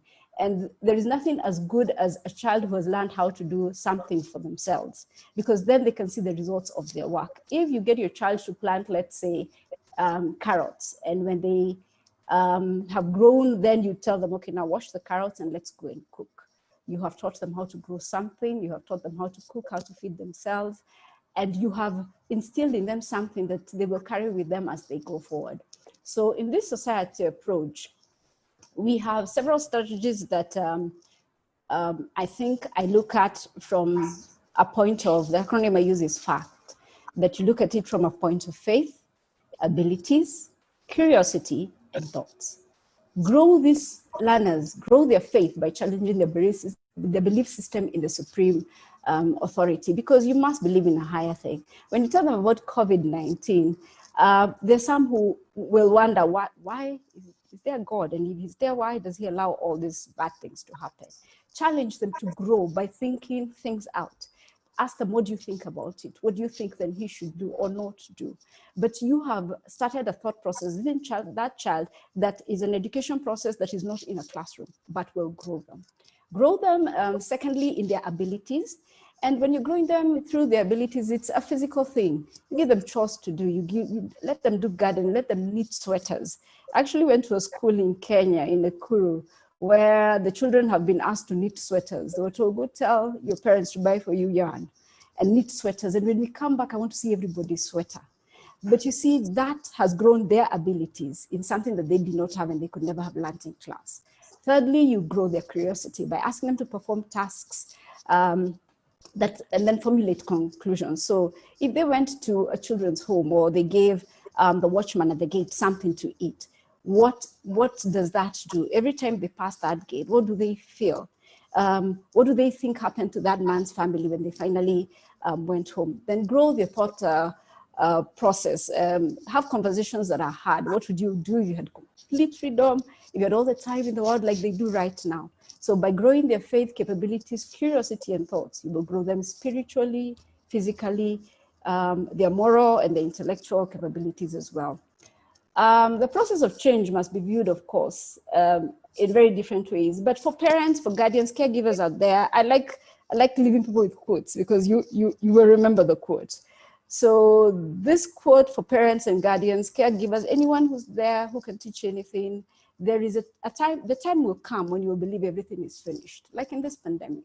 That will be the beginning. Because just when we thought we couldn't work anymore, we are doing virtual conferences and we're having Zoom meetings, and we're actually achieving things we thought we'd never achieve, just seated far away from each other. For the communities, for the siblings and the families, you have to live with these children, for the teachers, the politicians who are giving food and giving sanitary towels to girls in communities where they're not able to get these things, there is beauty in the chaos. Give of your time, give of your resources, because once you give that girl what she deserves, what she's looking for and she cannot afford, she will remember it for the rest of her life, and it's easier for her to replicate. You have taught a lesson that can be replicated without you even being there. To the learners, it's time to let go of the past and trust the magic of new beginnings. When you start trusting in new beginnings, it means that you're open to change, to learn. And for me, this is the society change that we need to see. That parents, where the children are right now, just be a role model. Don't get tired of it. Don't say when will schools open so they can go back. That child was born to you in your family. You taught them all the things they needed to do. You, from diapers, you went to milk, you went to showing them, taking them off to school, and now they're at a place where they're back in your house. They're not with the teachers anymore. Keep it's only 1 minute. Thank you. It doesn't stop. So the outcome will be learners who are more willing to listen to other people, who are more willing to learn, to teach others. And this is what we are aiming for ultimately. So thank you very much for your time. Okay, thank you very much, Annie. I think you're a really great educator, actually. Excellent points here. I think you're in the wrong business, Annie. You should be running something. Thank you. You mentioned a very, very important point here, right? Which was, you know, values and also spiritual values, right?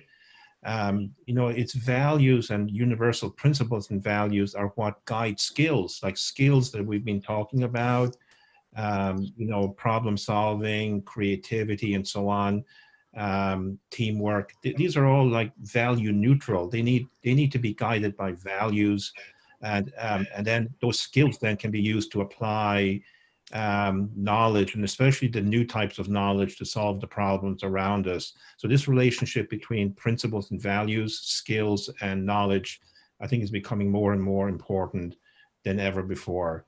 So Annie, thanks so much for these points that you've made. Let's go now to a practitioner. We have a really great one here, a very spirited school principal, Miriam Nyanabo. She's the head teacher at the British School of Kampala in Uganda, a very, very well-known school over there. So Miriam, it's all yours now.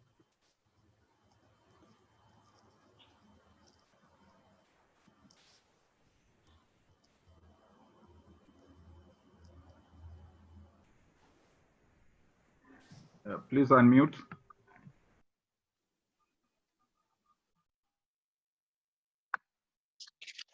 Look at me. I was muted. Sorry. I started by saying good afternoon and good morning wherever you are. Also proud to be a member of the Global Peace Foundation, and definitely speaking on this panel brings me a lot of joy. To you, our listeners, we've been preparing ourselves very well to share with you our experiences, our thoughts, so that we can see how each one of us can get better through such a season. I'm the head teacher at the British School of Kampala, and I'm proud to say that we managed a successful term in a tough season. It was simply because of one thing. We have always been preparing our team for any crisis. We've prepared the children for any problems. The world where we are, we all should know by now that anything can happen. However, we should never forget that many things have been happening to people in other parts of the world, but this time it's all of us. And so what I want all of us to know around the world, when you've gone through this season and it gets over when you're still alive, you're going to answer to your deity what exactly you did with your time. It will be very bad for us as educationists, as community leaders, as parents, to come out of this season with no positive reports, especially if we've not fallen sick.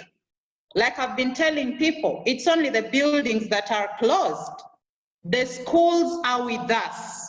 We are the owners of the school. We are working with the curriculum in our heads. We are working with all this knowledge. So we should surely be able to continue enabling our learners, enabling the communities. What we do at the British School is that we try so much to be all inclusive.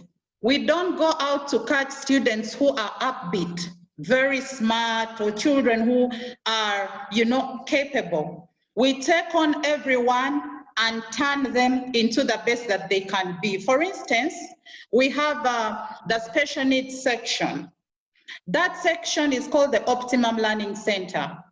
In our Optimum Learning Center, we have children who are supported at their potential.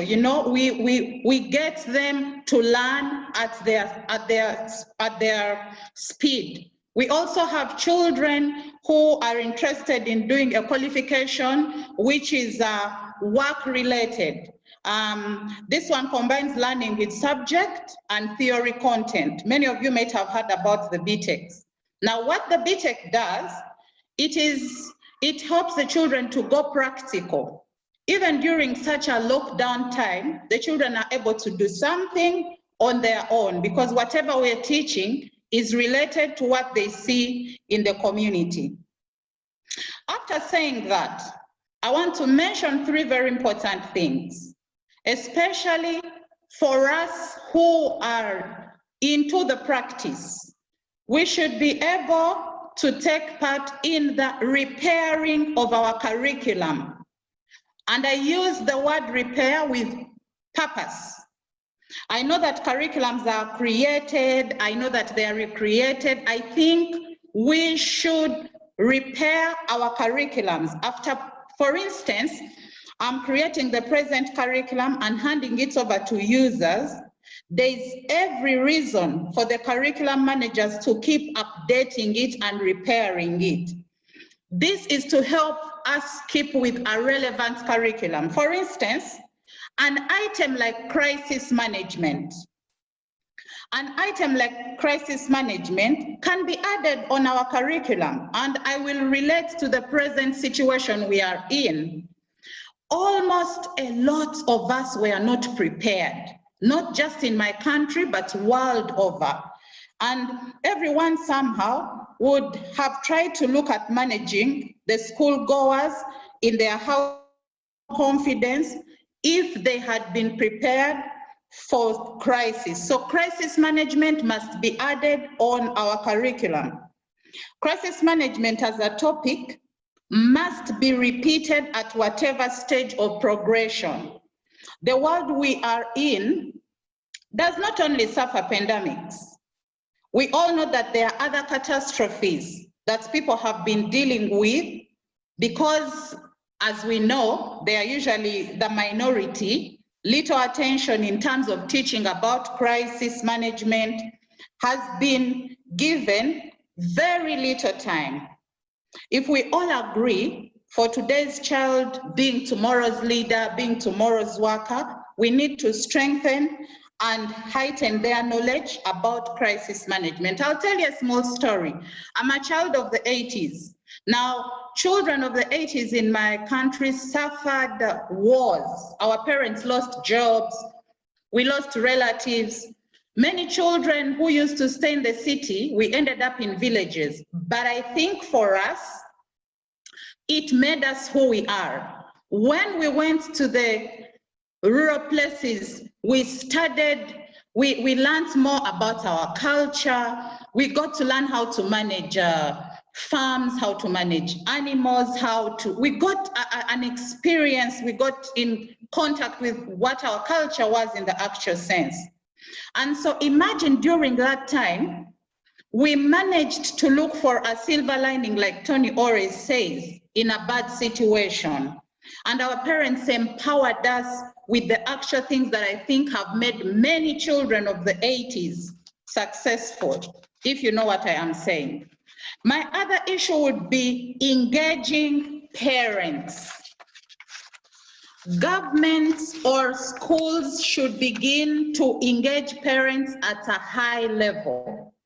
Learning and teaching learning and teaching should not be solely left to the school. The parents too must be made aware when they send their children to school. You can involve them in certain practical things, like, say, for example, if they do farming, if they do a slaughtering of cows for meat, you can engage your children to look at the internal system of how the cow looks inside, because that directly relates to their science classes. This kind of highlights not only to parents in the rural areas, but also to parents in the urban centers. They get the children to be part of the learning process, both at home and at school. And lastly, let us continue to share knowledge and continuous training to our teachers, community leaders, or us leaders of conferences. Let us learn to go back home and empower the teachers. Let us train them continuously so that they know what is happening in the world. That really would enable them to speak with confidence and prepare for times like these ones. Otherwise, I'm very excited. I wish I had more time to continue sharing my story. I am happy I could share that. Thank you very much.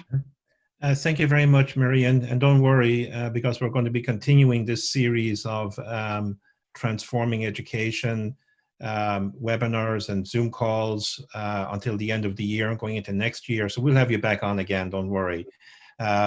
Big points you mentioned here. We're talking about collaborative partnerships. You know, parents is like the #1 stakeholder, the #1, I would say, right? That schools should be making that relationship with. I'm so happy to hear all our speakers here mentioning parents, right? The parents are also in the workforce, so they have really good inputs, I think, for teachers and so on. And that relevant curriculum is critical. Even before the pandemic, there was tremendous economic, societal, environmental problems that students need to be prepared to handle as they graduate, you know, in 2030, 2040, and so on. So we need to be preparing them. I think this pandemic just, you know, really like scaled up the urgency of what we need to be doing as educators. Thank you, Marian. Great on these points. So next, delighted to introduce again another practitioner here, Dr. Salome War. She's the founder of the Halima Kaka Society and also a director of JUICed in Kenya. So Agnes, it's all yours. I hope I'm audible. You're totally good. Ready to roll. Thank you. This is Agnes Salome Awor. I'm the founder of Halima Kaka. I fight for the boy child, and people ask me why. Because I believe that the girl child has been well taken care of, but we are losing our boy child. I'm also an educator. I started teaching from primary school, from prep school, and then went to secondary school where I was a principal, and then now I'm in the university. My area of study is ethics, and so I'll be talking about why we need values in school. And before that, I'm also a politician. I ran for the Senate seat in Siaya in 2013. I was a nun for 26 years, a Catholic nun. So with that background, and as an educator, I've found out that there's an important place that we don't talk about. Talking from an African society, I'm looking at an education that says, I am because we are, and because we are, therefore I am. And that brings in the partnership sense. And that's with Professor Mbidi, who is dead, John Mbidi, but that is the African philosophy. Can we bring that African philosophy back to the education system where everybody is concerned about the child, be it the teacher, the government, and the village? A child is a product of his own village, not necessarily the school, because until the age of 7, the character of the child has been formed, and it is formed in the home, in the surrounding, and in the schooling area. But the basic place is the family. And that's why I'm very happy that COVID happened. And the positive side of this COVID, it has made parents bond with the children, see the character of their kids, be able to appreciate what the teachers have been doing, and be able to see what they can give to the child. You can give a child an education of the mind and develop skills which are needed in the economy. But should we not ask ourselves, why do we have so many greedy people in this country? Why do we have so many corrupt educated people in our country? Why do we have people who can do anything to enrich themselves and don't even fear murdering? In the African community, every child was taken up, and values was very important. The first thing that person asked was to be kind, to be generous, to be compassionate, to have a moral compass. And this moral compass was learned in the family. And if the parents were not able to help, the neighbors did. And I believe all of you in the panel believe your neighbor would report you to your parent if you did something wrong. And the parent would thank the neighbors. What has happened today? If a neighbor reports a child, the family say, why are you interfering with my child? My child is okay. I'm asking ourselves, the society in which we are today, especially in my country, Kenya, where we need to have a nation building kind of an education. We need to have an education that speaks towards reconciliation. And this is, I'm bringing the aspect of peace. We have the director of education with us here. I may ask, do we have a peace curriculum in our education system in Kenya? We have gone through a lot of election violence. Where is this coming from? A child is taught to be tribalistic or ethnistic from the home, not in the school. And so the kind of education I would like to see is an education that a child comes out not only enriched with skills for the economic world, but also enriched with the skills to be able to live with others in solidarity, in oneness, to be patriotic about the country that he or she belongs to, and be able to stand with the values of that country as inscribed in the Constitution or even in our national anthems. And the Kenyan national anthem is actually a prayer. And then I bring in the point of the supreme being. Are we telling children that in whatever they do, they have a God above their heads, besides from the parents and the rules of the society? And if we do that, from my vantage point as an educator, it would seem it is time to rethink about the education system, chance in producing individuals that we want and need to lead this country or our countries into the future. That does not happen. It doesn't just happen. We all have to bring our heads together. It has to start from the early childhood education to primary school education, to the secondary school education, and to the tertiary. And we can only do that if we believe that I am because we are, and because we are, therefore I am, and this is in partnership. Thank you very much. Thank you very much, Agnes. Really excellent points you mentioned. You know, there's no question about it, but the parents are the primary moral educator of children.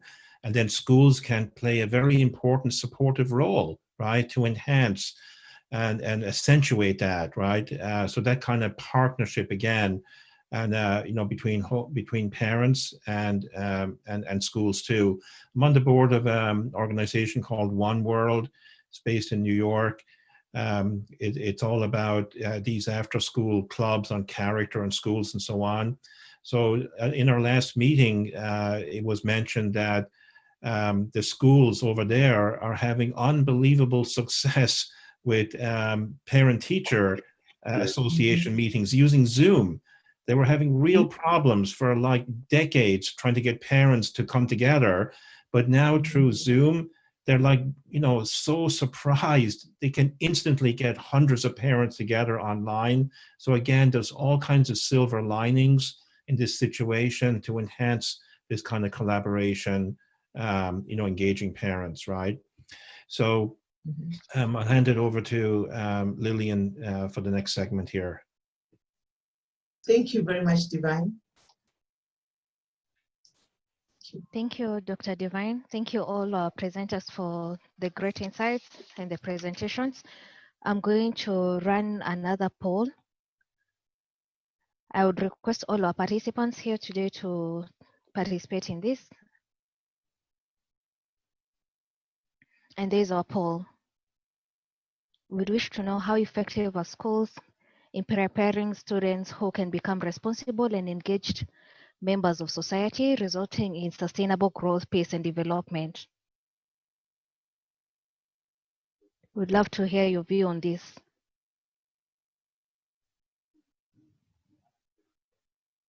We have 6 seconds, 2 seconds to take up the poll. And I will end the poll now and share the results so that we can see all our views here today. So majority of us believe schools are fairly preparing students, and a good percentage also tends to think there's a good effort being done on the same. And we want to believe from this conference, we will be able to improve on this, the insights that we're going to get here today. So that's it for the poll now. I'll take it back to Dr. Divine to carry on with the other session of question and answers. Okay, so now we're going to get into the discussion part of our call. I think this is going to be the highlight. During the registration process, we received over 1,600 questions for our speakers, right, over the last 2 days. And I've selected a number of questions that seem to have come up quite often. in this in these submittals. So let me start with the first question. I'm going to ask our panelists to restrict their timing to maybe a minute to a minute and a half, so we can get through as many questions as possible. So my first question now will go to Dr. Joel. This is a big question. So what practical steps should Kenya and East Africa take to increase opportunities for the expanding youth population? Thank you, Tony.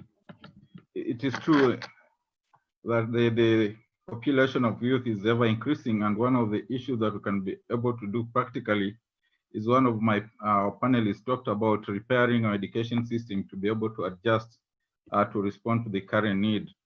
What we've had in the past is preparing the youth for jobs instead of preparing them to be job creators.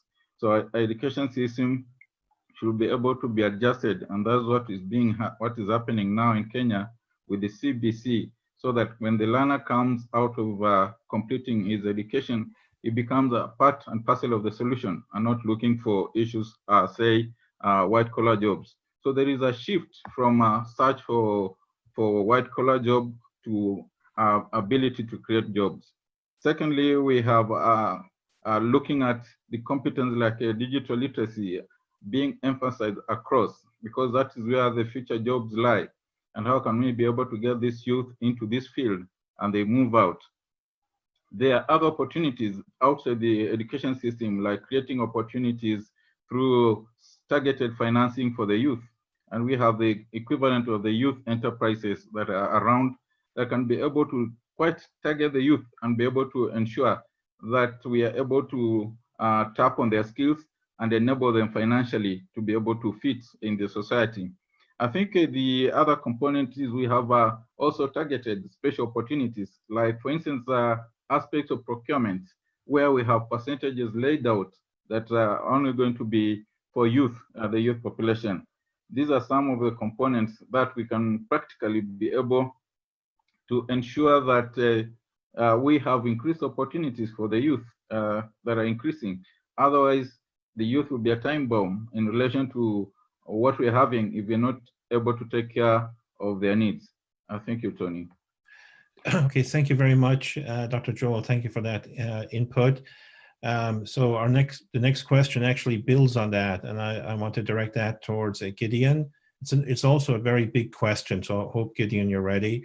How can we build human capital and grassroots movements in Africa that can trigger social economic transformation?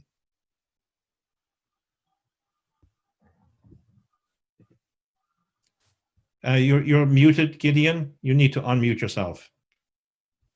Sorry about that. Can you hear me now? Yeah, we can. Yeah, sure.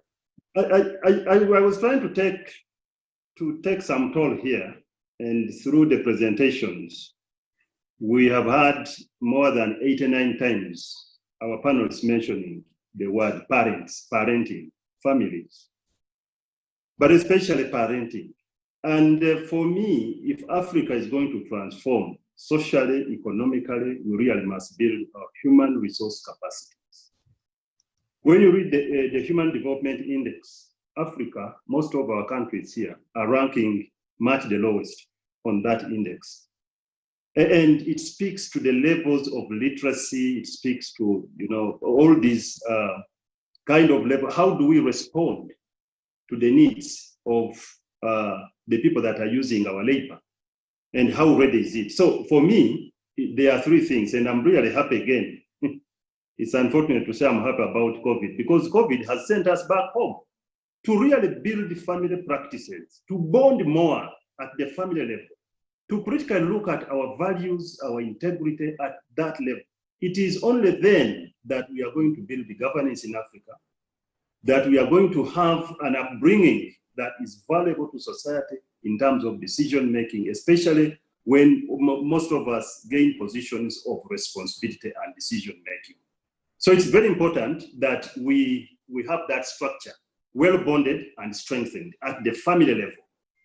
Then secondly, we have family businesses. We need to ensure that our children, because Africa is a young population, Our children need to get every sort of involved in business practices. We have family business. We have all sorts of things going on around the family, around the home, agriculture. You know, all these things are, how much are we involving our young people to be able to be educated in business practices across all sectors, in agriculture, animal husbandry, in small manufacturing at the home level, and so on and so forth. This is how we are going to transform our society, in my opinion.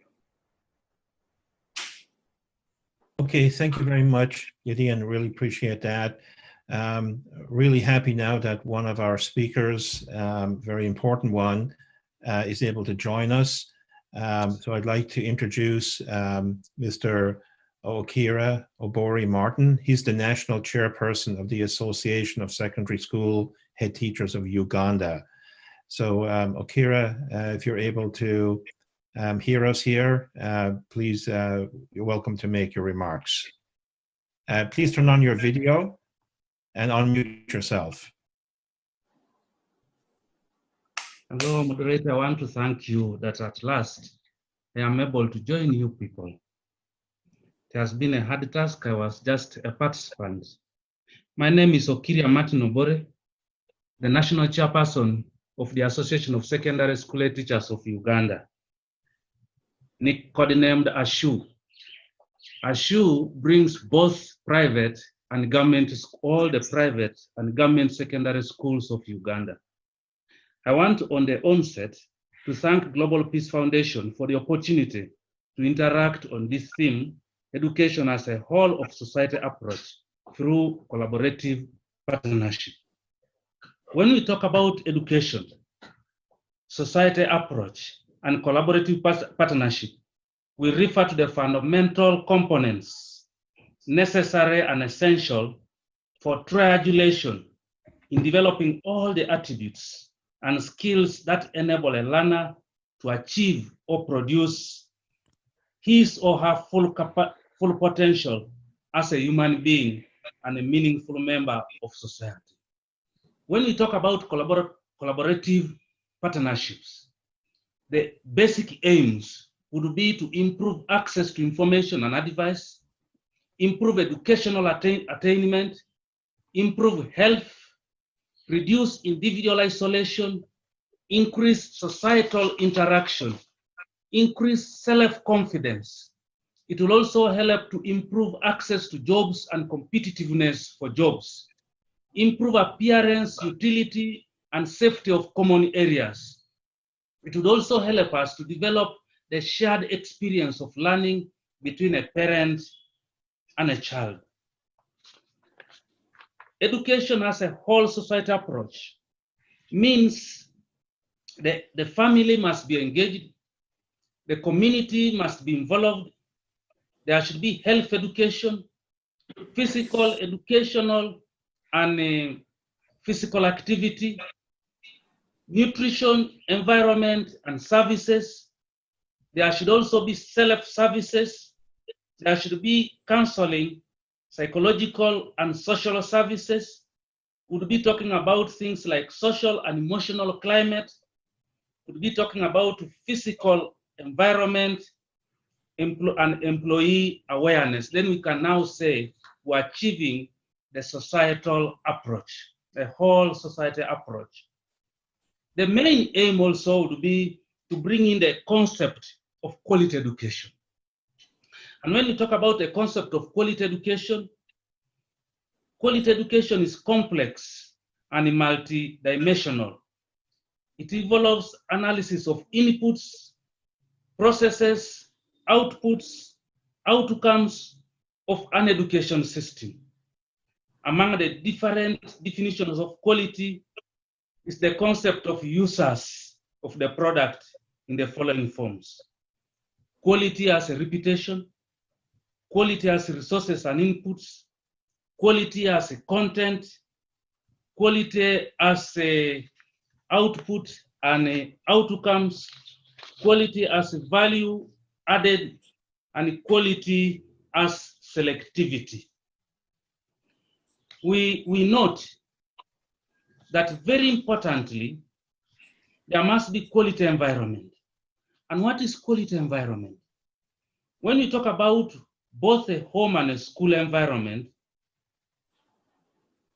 social and physical are determinants of whether a learner will learn or not. Why is both home and school important? Because it considers things like perceptions, attitudes, value, judgments, morals, atmosphere, and space. There is a need to provide adequate facilities and inputs for teaching and learning to be meaningful. Embedded in the structure of education is society. Children rise from and fall back to society. They listen, they observe, they imitate the provisions of their society. It is also said that a good parenting stock society is more important than a good school. Why? Because values, manners, discipline, attitudes, morals are learned at home. And a society that shares experiences, positive and negative, with children help learners to appreciate life in society. They teach how hard work pays, and this will therefore eventually be carried to school. So I'm trying to say society is important because learning begins at school. Parents and society stakeholders should appreciate that learners don't start and stop during school day. It continues at home. The home environment therefore matters a lot. We have to monitor their sense of appreciation of such visits. Mr. Okira, 1 minute. Oh. I therefore want to conclude by saying society, parents, guardians should help children as their role models. The collaborative partnership recognizes the important role each and every stakeholder, such as politicians, civil society groups, ministry, boards of governors, are very important. Should be noted that Education Achievement Index is a triangulation of societal approach and collaborative partnership. What does that mean? It means we must add value to all so that all partners are able to achieve more with less. There must be broadening of skill and scope of interventions that are possible and that can be seen through our homes, school, community, and projects in the community. And lastly, the most demanding factor is that there are complex social issues that lead to social exclusion, and that this must be elevated through multi-organizational approach. And this is what makes collaborative partnership very important. It should be concluded that collaborative experience may lead to new understanding of new processes and in turn improve student learning. Thank you for this opportunity. Okay, thank you very much, Okira, for those points you made. All of them very, very important and relevant. We're going to get back to our questions now. The next one is for Annie. So Annie, this question says, how, now that the pandemic has seriously impacted the African continent in almost every aspect of human life, how can young change makers use their skills and talents to build the African continent? Yeah, and in yesterday's sessions, we were talking about the African Renaissance that was, first came about 70 years ago. So I think this question is related to how can we stimulate that African Renaissance? Thank you, Dr. Tony. I would like to say that for us to have skills to use on the African continent, we must start from where we are. I said in my presentation that you need to grow a learner in 4 different ways. You grow their faith, their abilities, their curiosity, and their thoughts. And the fact is that your abilities will propel you to grow your continent, to grow where you are. So I think where we are is a place where, like I said, if you're at home right now in your tea growing, the area is a tea growing zone, and your children pick tea as part of their chores and it's taken to the factory that is local, you should let them find out if it comes full circle. That tea goes to the factory, it's manufactured, it's packaged, is it bought at the local shop? What do you need to make a cup of tea? What other things, aspects of it do you need to find out from your local community? Do the people there also grow wheat? Does the bread also come from there? And in so doing, then you are able to, in so doing, somebody has some background noise? Yeah. Okay. Just keep going, Annie. All right. So find out this skill set. When this child is grown, it is very easy for them to come back and say, this is where I learned from. My father, for example, grew up in a coffee growing zone. So we learned about coffee, about where we go. I love coffee because I got to pick the coffee. I got to go to the factory and smell it when it's fully grown. And when I go to the supermarket, I look for the best coffee because I know what it means for me. And that is what we should be teaching our children right now, so that now it is our continent that we are growing. We are not just taking all our raw materials and they are manufactured processed in another continent. When they come back, it's too expensive for us to buy.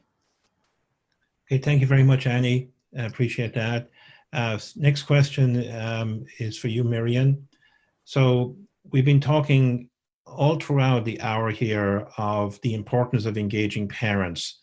This question is, how do we do this? It says, how do we reboot parents to involve them positively in the teaching learning process? So Miriam, you're going to give us all the answers of how to involve parents. Tony, I love the word rebooting. It means we had left the parents out. Yeah. Let me cite something. At the British School of Kampala, we have what they call the Parents Staff Association.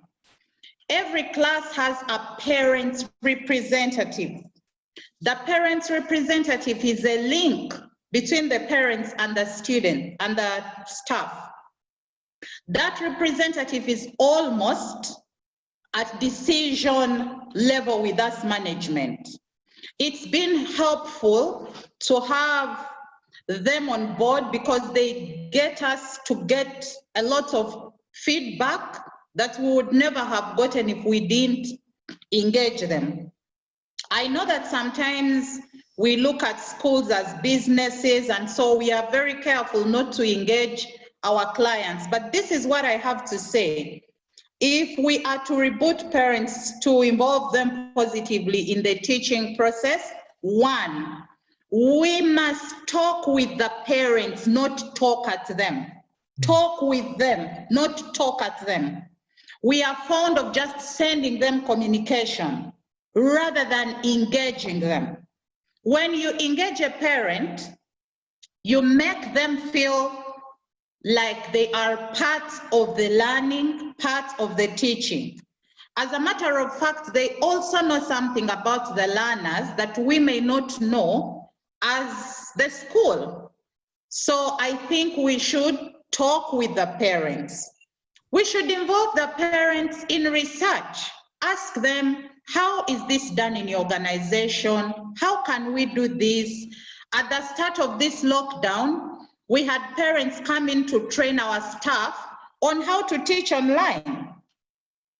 It was very interesting because many of them are really, you know, in that field, and they are more knowledgeable than many of us were. So let us engage the parents, let's involve them in whatever research we have. I think, Anne, I'm your relative. When you talk coffee, I want to talk tea. Many parents have farmlands. For instance, where I come from, we grow tea. I'm a child of tea. You can't take it away from me. So we want to know from the parents, what is it that they do in their communities so that we guide the children alongside their interests. That way the parents will feel like they have been involved. They have been part of the journey. We should make them feel listened to.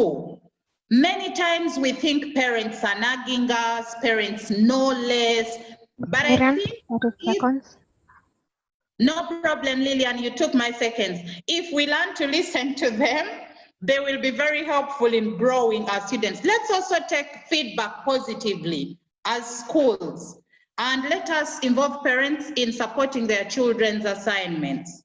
Thank you very much. Thank you very much, Miriam. I knew I asked the right person this question. Actually, we should do an upcoming Zoom webinar on exactly this topic, right, on how to engage parents. And I love this point, talk with them, right? So Agnes, this is a related and build-up question, again, related to engaging parents, but it's very specific. What are the factors that cause governments in Africa and around the world to resist the recognition of homeschooling as a sound, viable education option? How can these factors be addressed? Actually, thank you, Ms. Divine. I really appreciate that, because the fact of the matter is that all of us, the beginning of school or the beginning of schooling was home. And we reach a point right now that you ask yourself, what happened? Why are we so protective of our homeschooling? I know countries like United States, where you are, South Africa, Canada, have embraced homeschooling because you have had results that homeschooling they are more achievers when they come to government exams. They achieve better than those in public school or private school or even parochial schools that you have. I helped as an assistant principal in Chicago at St. Thomas Academy, and there were parents who were opting to remove their children from the public school system and take them to homeschooling because they understood their kids more better. They would be able to, they knew their children's skill and they enrich. The problem that we have in Africa is we are kind of one-faced. I mean, the formal school kind of system is the best. And this is because of a lot of bureaucracies that go around there. Government will not be able to monitor if the children are taught well, if the children have the right skills. But hey, what are the right skills? The parents themselves have skills because they also went through school. And if parents know what for example, I have a nephew of mine. He's very good in computer. I refuse his parents to take him to the normal school. They are homeschooling him because the father is a digital guru. So he's taking that child step by step, step by step. This boy is 9 years old. He knows how to do web meetings. If he was in a normal school, he would not have reached where he is today. And so I think it's because of practical reasons. Most of our African educational systems are not open to homeschooling because they have not seen the experience. And that's why partnerships are very important. Can the Ministry of Education in Kenya ask the people in South Africa, how do you do it? How do the people in the US do it? There are people who are being homeschooled right here in Kenya. But then people say, how are we going to enrich our systems? Because there are children who are not actually meant for formal schooling. Their skills will be better groomed in an informal schooling like homeschooling. And so I'm a supporter of homeschooling because I've had an experience from my own nephew. Thank you. Okay, thank you very much, Agnes. In fact, the whole world has, by default, been doing homeschooling for the last 5 months. So this is an area we need to be addressing. And again, another great topic, right, for an upcoming Zoom webinar. Dr. Joel, this question is for you. A very interesting question. why don't ministries of education use this time during the pandemic to reform its practice of classifying learners by age and instead classifying them by learning competencies? Thank you, Tony, and participants. It is quite interesting. This part of the world where I'm speaking from, a while ago, a measure of one joining school would be to put his hand over the head and touch the ear on the other side. That would mean you are of age to go to school. That was the only measure. I don't know the science that old folks apply to it, but it appeared to be that if you're able to touch your ear, then you're already aged to go to school. We are moving from that and trying to look at the learners, and as we get to school, we need a policy direction and policy guidance to be able to take care of gifted learners, and find a way of how do we accelerate the same. This is going to sort out this problem of reliance on age and therefore shift to learners' competence. How far has a learner been achieved a given competence and be able to move ahead? Again, we also have to bring in place differential learning, because we have learners with different capacities or abilities. We have learners with special needs education. And such a kind of learners in what we know as a stage-based curriculum can be able to take a different number of years to learn a given competency. And at the time they master that competence, that will be the time to be able to progress to the next grade. So essentially what the new norm is trying to give us an ability, also a chance to look at, is how are we, for instance, as our education system, get flexible enough to identify individual talents and individual gifted children within the system to be able to be accelerated through. What we're lacking is a policy to guide that. So you do not, for instance, be able to be in a particular class, maybe failure of cognitive ability or academic ability, and parents will tell you, you need to repeat this class. And yet there could be another competence you are going in and be able to move. So what I think, Tony and colleagues, is an issue of policy to be able to bring that into fore. Thank you. Yes, I think the Kenyan competency-based curriculum offers a lot of opportunities, in that regard. And you're absolutely right. It just takes some willpower to get it done. We just have time for one final question, and it's a really big question. I'm going to give it to Gideon. Gideon, get your microphone unmuted. Be ready to roll here. Given that Africa has the largest youth population in the world, what's the future of Africa during and post-pandemic? So unmute yourself, Gideon.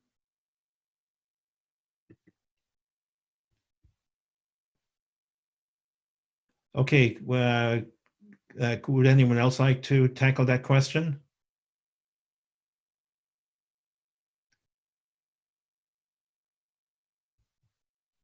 Okay, Annie, why don't you take it? Unmute yourself. Annie? There we go. All right, the question is about... 1 minute. All right. The question is about what is the future of Africa during post-pandemic. The future of Africa is not exclusive to Africa. Because we are all in a pandemic, the entire world, it is not for us to say that this is where Africa will be. There is where we can hope to be, but we are all in this together. Nobody is ahead of anyone else. Asia is not ahead of us. The America is not ahead of us. Everyone is at the same spot. So when this is over, or when we can contain it, we do not have a place where we can say, this is where we will be, or this is where we want to be. We have the opportunity to wake up, like I said, like it's told all learners, and we are learners as well, because life is a continuous process of learning, that it's time to let go of the past, let go of all the hang-ups of everything that was negative, and move forward try to create a future that you want to be in. Try to create a future that you want your children to be in. And that is the future of Africa, and it's the future of the world. Thank you very much, Annie.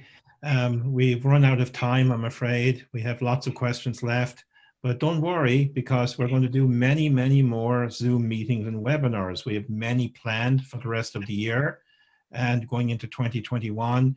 So I think there's so many interesting topics and discussions that will continue as a result of this Global Peace Leadership Conference online. So I'd like to hand it over to Lillian. I really want to thank all of our great panelists, speakers. You are absolutely wonderful. I couldn't think of a better panel of speakers representing all the different sectors.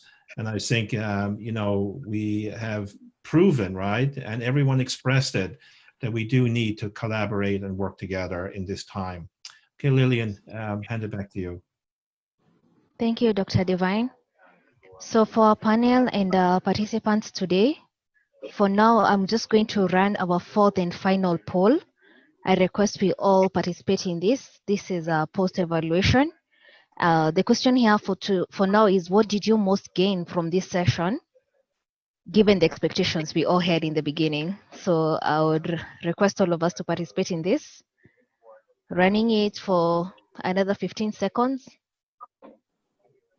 5 seconds to go, or 10 seconds, and now 5. I'll be ending the poll, and then we can see the impact of the session we've had today. So here are the results, and most of us, this is what most of us expected this in the beginning, and clearly it has been achieved in a greater extent, deeper understanding of the key concepts. And thank you so much for participating. As Dr. Divine has indicated, all countries that are working in Africa, we have a number of series that will be running, and we will be able to continue with those series from August all the way to the end of the year. And we would request you, there are different ways of staying in touch, like through our website, and we have your contacts and emails. Stay in touch, especially like for Kenya here, we do Transforming Education series. We'll be going in for a 4th one. So yeah, so some of these are the countries. Kenya, we do education, Uganda, education, Tanzania, peace building, and Nigeria, peace building. You're welcome to stay in touch, and we can continue with the series and the insights that we've gotten from this. Thank you, Dr. Divine. Okay, thank you very much, Lillian. And again, once more, thank you for our really great panelists, speakers. Thank you for your time on a Friday afternoon and your investment to make this session a total success. I really wish you to have a really great weekend, and we will look forward to connecting again very, very soon. Thank you very much, everyone. Thank you very much, Dr. Divine. We appreciate it. Thank you very much. Thank you. Bye, and enjoy your summer. Thank you. Take good care. Thank you, everyone. Thank you. Agnes, check your Facebook. Check Messenger. Okay, I will. Thank you, darling. Send me the number. I will send you. Thank you so much. Thank you, everybody. Thank you, Gideon, Lillian, Tony, Annie, and I thank my Okiri. Lillian. Thank you very much, everybody. I appreciate. Thank you. Good care. Thank you very much. Thank you. Thank you. Bye. Bye.